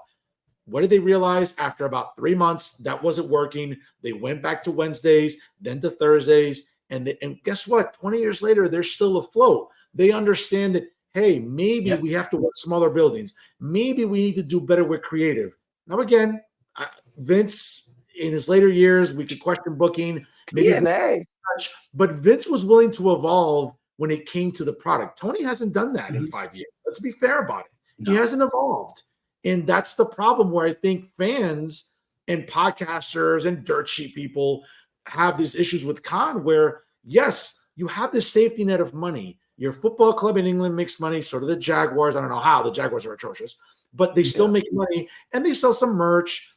obviously the TV deal helps, but at the end of the day, 5 years later, can we honestly say that AEW is better now than when it was in 2019? It's almost status quo. No, and I'm so frustrated that we're even having this argument because I don't think it is either. My only argument is that any employee, anywhere, any company, wrestling or otherwise, that did the things that CM Punk did would be let go. And he doesn't seem to understand that. Well, again, I'm just going to bounce. I'm just going to revert back to the fact that pro wrestling, again, as an entity, as an industry, is very different business. I think in your mind, you want wrestling to be the type of business that you think it is, but it's not, and it's never been that way. It's an antiquated business. You keep thinking of it that backstage, it's like completely moved into 2024. And every time I try to tell you about like the Big Show versus Great Khali, when they got into the fist fight backstage, and Booker T, you keep saying, is this 2000 whatever? Yes, backstage in WWE, yes it is. It's still that. I'm telling you, if Xavier Woods and Kofi Kingston got into a fist fight next week in real life, neither one is getting fired. Like, because WWE, that's a publicly traded company, so I would argue that there would be consequences. But remember, too, yes, there's new talent coming up, but they're learning from people that have been in the business 30, 40, even 50 years. There's still some tenets of what the business is that people are retaining. So, yes, we can have these all new indie wrestlers coming up from Maryland or Georgia or Arkansas and these indie promotions. That's great. But guess what? When they eventually get signed to bigger companies, who are they learning from? Establishment people that have been in the business. And again, some habits are hard to break in this sort of industry. And that would be great if it was one incident like Brawlout happened, and everyone, they were suspended, and everyone was, and they came back, and they did their time, and they came back, and they were working. But then he comes back in June and has, I think I counted 4 incidents by August. Like, at some point you realize, and also he was not antagonized until the last one. He was given they gave him literally a show that none of them were on, where he was working with his buddies, whatever they call themselves these days.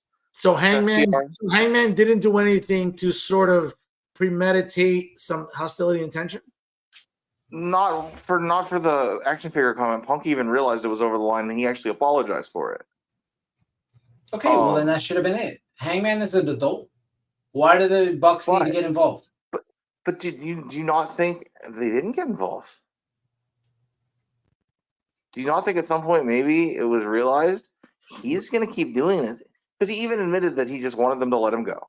So do you not think at some point they just realized, like, he's going to keep doing this shit until we let him go, so let's just let him go?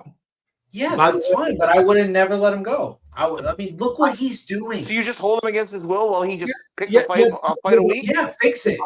But Macho, remember, yes, Cody leaving was maybe something Tony regrets, but again, what we've learned is Tony didn't want to compensate him for the original contract that he signed him for when they opened the company. B, let's be very fair. Was Tony booking Cody Rhodes in a way that, I mean, he was diving into flaming tables with Andrade. Remember, creatively, he couldn't challenge for the world title because of a stipulation. That was a decision Cody made. Nobody made that decision but him. Sure, but Cody leaving was best for him because he knew that he hit a creative wall. Now, Punk's situation it was not best for Macho. It was not best for me. No, I understand that. But in Punk, again, maybe Punk had started becoming disillusioned, disheartened there. Maybe he was looking to get released. Maybe he was looking to get fired. And maybe he knew that there was future somewhere else. If Tony Khan was a real boss, he would have stepped in, and Cody would still be the face of the company, and this guy would still be world heavyweight champion. That's oh my God. And it all comes down to that. It all comes down to that. Macho, I'm with you. That's exactly it. The biggest mistake they ever did was taking the title off him. It's just ridiculous. Ridiculous. I'm a Roman Mark, but just to sort of close out on Tony, I think it's again Tony Khan elicits a lot of different opinions, very much like Vince McMahon, for very different reasons. Obviously, he's fresher. Very different reasons. He's younger in the game. I think he's still not as experienced within the game itself. That comes with time. I think that comes with some hurdles and bumps in the road and growing pains, which, let's be honest, in 5 years, we've seen that. The ratings, listen, again, I watch every week. I make it a point to watch every week. But how long can you have your minions like Dave Meltzer and other enablers being like, well, the rating wasn't good this week because, well, the NHL was on or the NBA was on. What's going to happen now when the NBA is gone, basically after 2025? What's going to happen if Dynamite continues to draw 600, 700,000 ratings? What are we going to blame it on? A Wednesday night Devils Rangers matchup on TNT? You talk about it. The NBA is not on TNT anymore, but it's not gone. Like, it's still going to be on TV. You see, it doesn't matter. This is what it's going to happen. This is what AEW fans do. It's like the Sol Roca match, right? Dave Meltzer came out and he trashed it, said it was gymnastics. It was choreographed. We just watched that terrible fucking match with Will Ospreay and Ricochet. Listen, do you know how hard it is for me to sit up here live on YouTube and tell you that Ricochet, one of my favorite wrestlers, had a terrible fucking match? You know how much that hurts? That hurts me. That hurts my heart. That's not easy for him. But again, the thing about Tony is that, again, I like Tony for what he's been trying to do for the business. He's opened up new employment opportunities for people to earn somewhere else. Again, there's a lot of positives on the checklist for Tony Khan. My grievances with Tony Khan is allows the nonsense.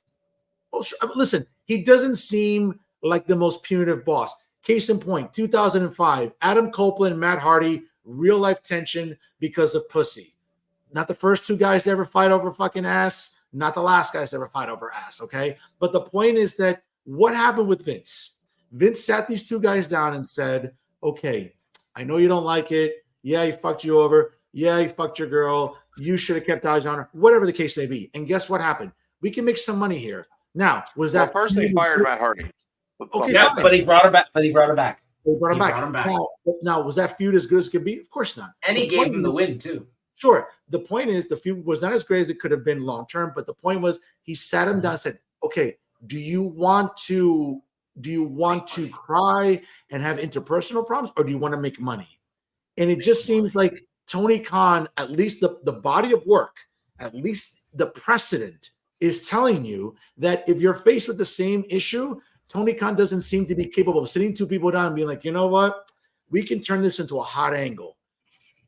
Remains to be seen. I don't think he is, because you're talking about Vince McMahon, who has the air of a mafia don, and a guy who looks like some dude you went to college with, No, but what I'm saying has nothing to do with it. The way Tony Khan looks has nothing to do with it. What I'm saying is what's up here. For the what I'm saying from a business perspective, we at least have seen a little bit of a precedent that perhaps, you know what, Tony would not be the type of boss to say, hey, let's use this heat. Let's use this interpersonal differences and let's try to make a story out of this and make some money out of it. For whatever reason. Is this your burner account? What's that? You can tell. You can tell us if it is. No. Listen, Michelle. He's saying that this is not. You're not a real person. No, I'm asking. I'm loving everything she's sending us here. I'm putting up on the screen because it's cool. Michelle. Michelle, love you for your comments. We appreciate you watching. Absolutely. Thank you so much. This is great. No, I mean what I wanted to say. If you're out there, earlier, please.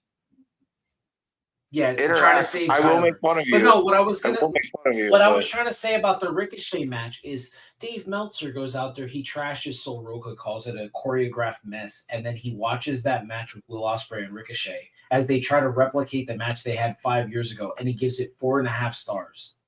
What? Like, are you kidding me? No, he gave it 4.5 stars. So it's like, all right, guy, like, you got to make up your mind. You just trashed this match, and you and Brian Alvarez both said you both got caught lying. Like the internet doesn't exist, right? and you're just like, yeah, we never said anything about that match. And then people just, I mean, I sent Tyler the clip of Brian Alvarez. I like screenshot it. I screen recorded and sent Tyler the clip. Like, we found it, bro. We found what you said when you like loved the original Ricochet match. Like, that's what I'm saying. They're just not, they're allowing too much nonsense to happen outside of the business. But hey, guys, I don't have a problem with like a choreographed match like that, but their timing was just bad. Well, listen, Michelle, choreographed. Real quick, Michelle, there. It has been reported that I believe Dave Meltzer owns 3% of AEW. That's been flown around a little bit, and if that's the case, I mean, you want to talk about conflict of interest? Absolutely. Again, that's my question is how do we not know that till now? Because like, wouldn't he have had to report it on his taxes? Yeah, but we don't have Google access right now, and if we all three of us, if we wanted, we can own stake in Amazon right now. Yeah, but we don't. Again, I think that not 3% of it. Again, you know, Dave Meltzer, thank the Lord, is never running for office. So that's something where you'd have to sort of release his taxes. He's a private citizen. I don't think, and also as a business owner, I don't think he has to do that. Yeah, but you don't think someone would have gotten, you know, wind of that? No. Dave Meltzer can't see the floor of his house. I mean, it's cluttered in papers. You think this guy files taxes on time? Come on. Yeah, that's maybe a valid point. Yeah, I mean, it's definitely become very strange. You know, you watch this company and you watch them kind of spiral.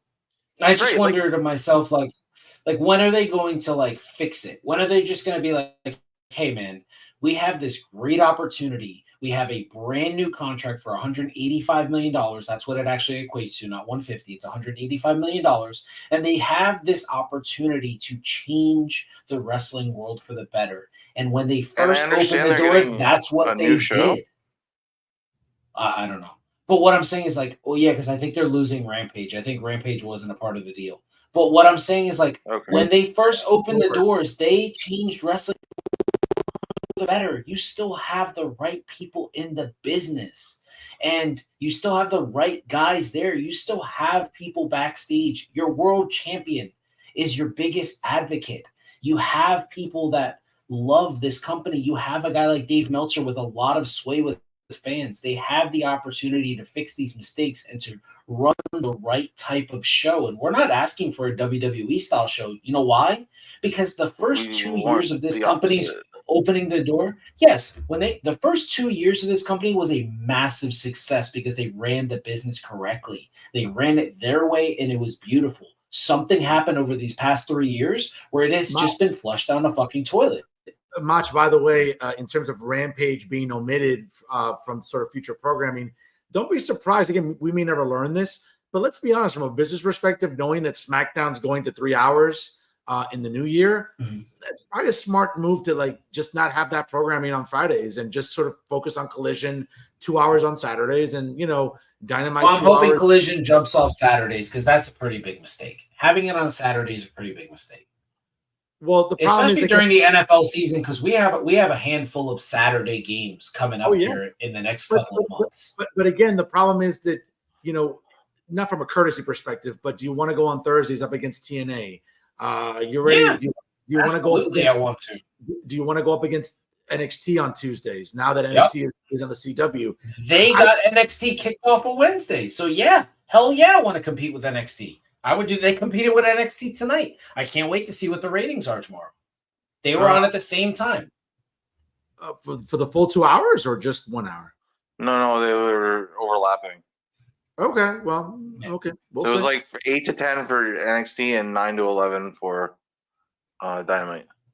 Interesting. Yeah, I mean that's what I'm saying. Like I'm looking forward. I'm looking forward to watching it. But yes, that's what we want. Competition. Chris Jericho made us a fucking promise. He said they were going to be competing with Monday Night Raw. Let's go. Get on Monday night. Do that. That would be ambitious. I think that would be woof. If that were to happen, I think, man, that would make us really relive our youth, wouldn't it? I mean, in the sense of Monday Night Raw. It would be fun. Here's also the issue. Their biggest name, their most popular or polarizing superstar, they continue to allow him to take time off. when he is important to the business. I understand that Maxwell Jacob Friedman is playing Adam Sandler's son in Happy Gilmore 2. I get it, and I'm excited for him. I think he's going to be great. I think good on Adam Sandler, who's a diehard wrestling fan, and he continues to put wrestlers in his movies. I love it. Good for him. But Max is needed right now. He just but came that off could be big for them too. It could be if they actually market it, because he was in the movie. He was in the Iron Claw, and they didn't fucking send anybody with him. Was he though? Yeah. Okay, but the point is that he was there. We didn't know he was going to be a blink of an eye. As far as we knew, he was going to be one of the Von Erichs. That's what he was being positioned as. But guess who was there? Yes, Liv Morgan. but can you imagine if they had pumped that up and then that's the role that he has? I mean, and by the way, speaking of MJF, I'm glad you mentioned that. Not anywhere near the 5-year anniversary show. I guess, as you said, he's filming. Yeah, but what the hell? but look at just the ball being dropped with beating Ospreay on that classic match on Dynamite, and then the following week, which I loved because it's classic heel move. You take the international title, you dump it in the garbage, you create the American Championship. You have an American flag with 50 MJF faces on it. Yep. And that American flag jacket, which by the way I wear regularly myself, it's heat. Oh my God, that's beautiful heat. Mm-hmm. And what do? Oh, because they're in England. Oh, well, Ospreay has to get the win back, bro. You want? Yeah, it was so. That was so. I think me and Tyler talked about it. I would have put over MJF too. If I were Tony Khan, I would have had a chariot of MJF walking down the ring and saying, "Hey, by the way, guess what? On 4th of July, good luck going to work because we're off." Bro, that's heat. That is heat. Oh, enjoy your work day on July the 4th. Yes. You know what I'm doing? Bro, that's heat. They don't care about heat. They just don't. Stick it to the Brits. Okay? But you know what, guys? Come out with this. This is my mouse pad. The Declaration of Independence. Make that your fucking entrance. I mean, come on. Like, oh my God, we're gonna read this comment and then we're gonna wrap the show up here. We're just gonna put each other over and get out of here. But Michelle with another great comment. AEW win. Like that, Michelle. Michelle, do me a favor. Follow me on Twitter and Instagram. I want to see these comments more often. Please. Yes, this is beautiful. This is beautiful. Please follow us here. We're jumping back on Tuesday nights, guys. Hopefully we got it. We can steal Fernando forever. We want to put him in there. What do you think, Fernando? You think this is you want to make this your Tuesday night thing? Well, I can tell you right now, next Tuesday night, and I think Tyler will be very impressed, being that Tyler leans a little bit left. I'll be on the campus of the College of New Jersey in Ewing, New Jersey. I'm hosting a town hall with 10 Green Party candidates who are running for the House of Representatives in different congressional districts in New Jersey. So I'll be on campus. I'll be in town hall. It'll be streaming live on the Jersey First Television Network. I'll be basically sort of interviewing the candidates about their candidacy as Green Party candidates, again, as they're running for Congress. So I will not be here next Tuesday. And the following Tuesday, I'm going to be on a podcast, a dating podcast. I'm being asked for dating advice. So, I love it. We might have to move our Tuesday night to a definitely got to put that over. You definitely got to put that over because I want to listen to that. Oh, it's a video one. You're gonna like it. You're gonna like it. We're definitely gonna watch that one. That's gonna be great. We look forward. We should have our show. Real talk is it live? Right? What's that? Is the dating podcast is it gonna be live? I believe it's hosted by the podcast guys. They're sort of this up and coming podcast team in New Jersey here. Two guys that I know for a lot of years. It's a video show on YouTube. I don't know if it's live that day. I think it's recorded. Yeah, it's recorded at 9:30 at night because I have to be at their studio, and then I think it's released the next day. But trust me, we're going to be talking about dating. We're going to be talking about like why dating, how dating's changed in our 20s, in our 30s, in our 40s. You know, what to look out for when it comes to women, what toxic women we have to avoid. All those good topics I'm going to give you my opinion on. I want us to do a show of us watching him on that podcast. That would be hilarious. That would definitely be a way to stream that. You can stream it as once it's public. So I love it. I love it. Yeah. Yeah. So, Fernando, I'll come so back. I your definitely show, want to come Real back. Talk, is it? Yeah, absolutely. We'll have you back. You let us know when you're available. We Sure, text brother. each other almost every single day, and you let us know when you're available. We'll make the show happen. That's how we'll do it. We know the election season is going to be super busy for you. We have another month of this, and, and then after it's all said and done, I'm sure you'll have like 2 to 3 weeks where you'll be busy after the I election has think been the I results are think in. he might be my third favorite Republican. Oh, there you Well, go. Third favorite Republican. I like that. But Tyler, to be honest with you, I'm not really a Republican. I'm actually a registered independent. I don't really. Yes, I vote for Republicans, but I'm not. I'm just a conservative. Okay. I'm more a Third favorite competition. conservative then. There you go. There you go. All There right, you good go. stuff. There you Hey, go. Tyler, Love it. Love it. dropping bombs. I love it. All right. Yeah, guys, catch up Fernando's show, Real Talk. It is on Monday nights, right? Yeah, Monday nights. This Monday we have the statewide Hispanic Chamber of Commerce chairman Carlos Medina. Since it is still Hispanic Heritage Month, we'll be talking about really the advancements by the Hispanic community in New Jersey in business, education, and a whole bunch of industries and our contributions. Since arguably we're going to become the majority by 2035, according to census data. Yep, absolutely. And then, we look forward to that. So, guys, go give him a follow. Go watch his lives. He streams at super high numbers. They're crazy numbers. I wish we could get like even a handful of that. That's amazing. Congratulations on all your success. We Thanks. love having you on the show. And yeah, man, we're working with Dee to get you to get an intro with the three of us here, so that way we can have that when you come on the show. So Tyler, next Tuesday we'll come on here and we will review Wrestle Dream and talk about what a shit show. No, I'm just kidding. We'll talk about that pay-per-view and whether or not Stone Cold John Moxley won the AEW championship from Bryan Danielson, or whether Bryan continues to ride the train as the AEW World Champion. That'll be great to dissect as well. And I'm looking forward to seeing the results from AEW Dynamite to see who's challenging Mariah May for the AEW Women's Championship as well, because that match was tonight. It was Willow Nightingale, which is a favorite of the show here, as well as versus Britt Baker, who is a personal favorite of mine. Britt, I'm just going to continue to say that. I live here in Pennsylvania too. Just want to let you know that. Anyway, guys, thank you so much for tuning into our show. We appreciate you, each and every one of you. And until next time, we're out.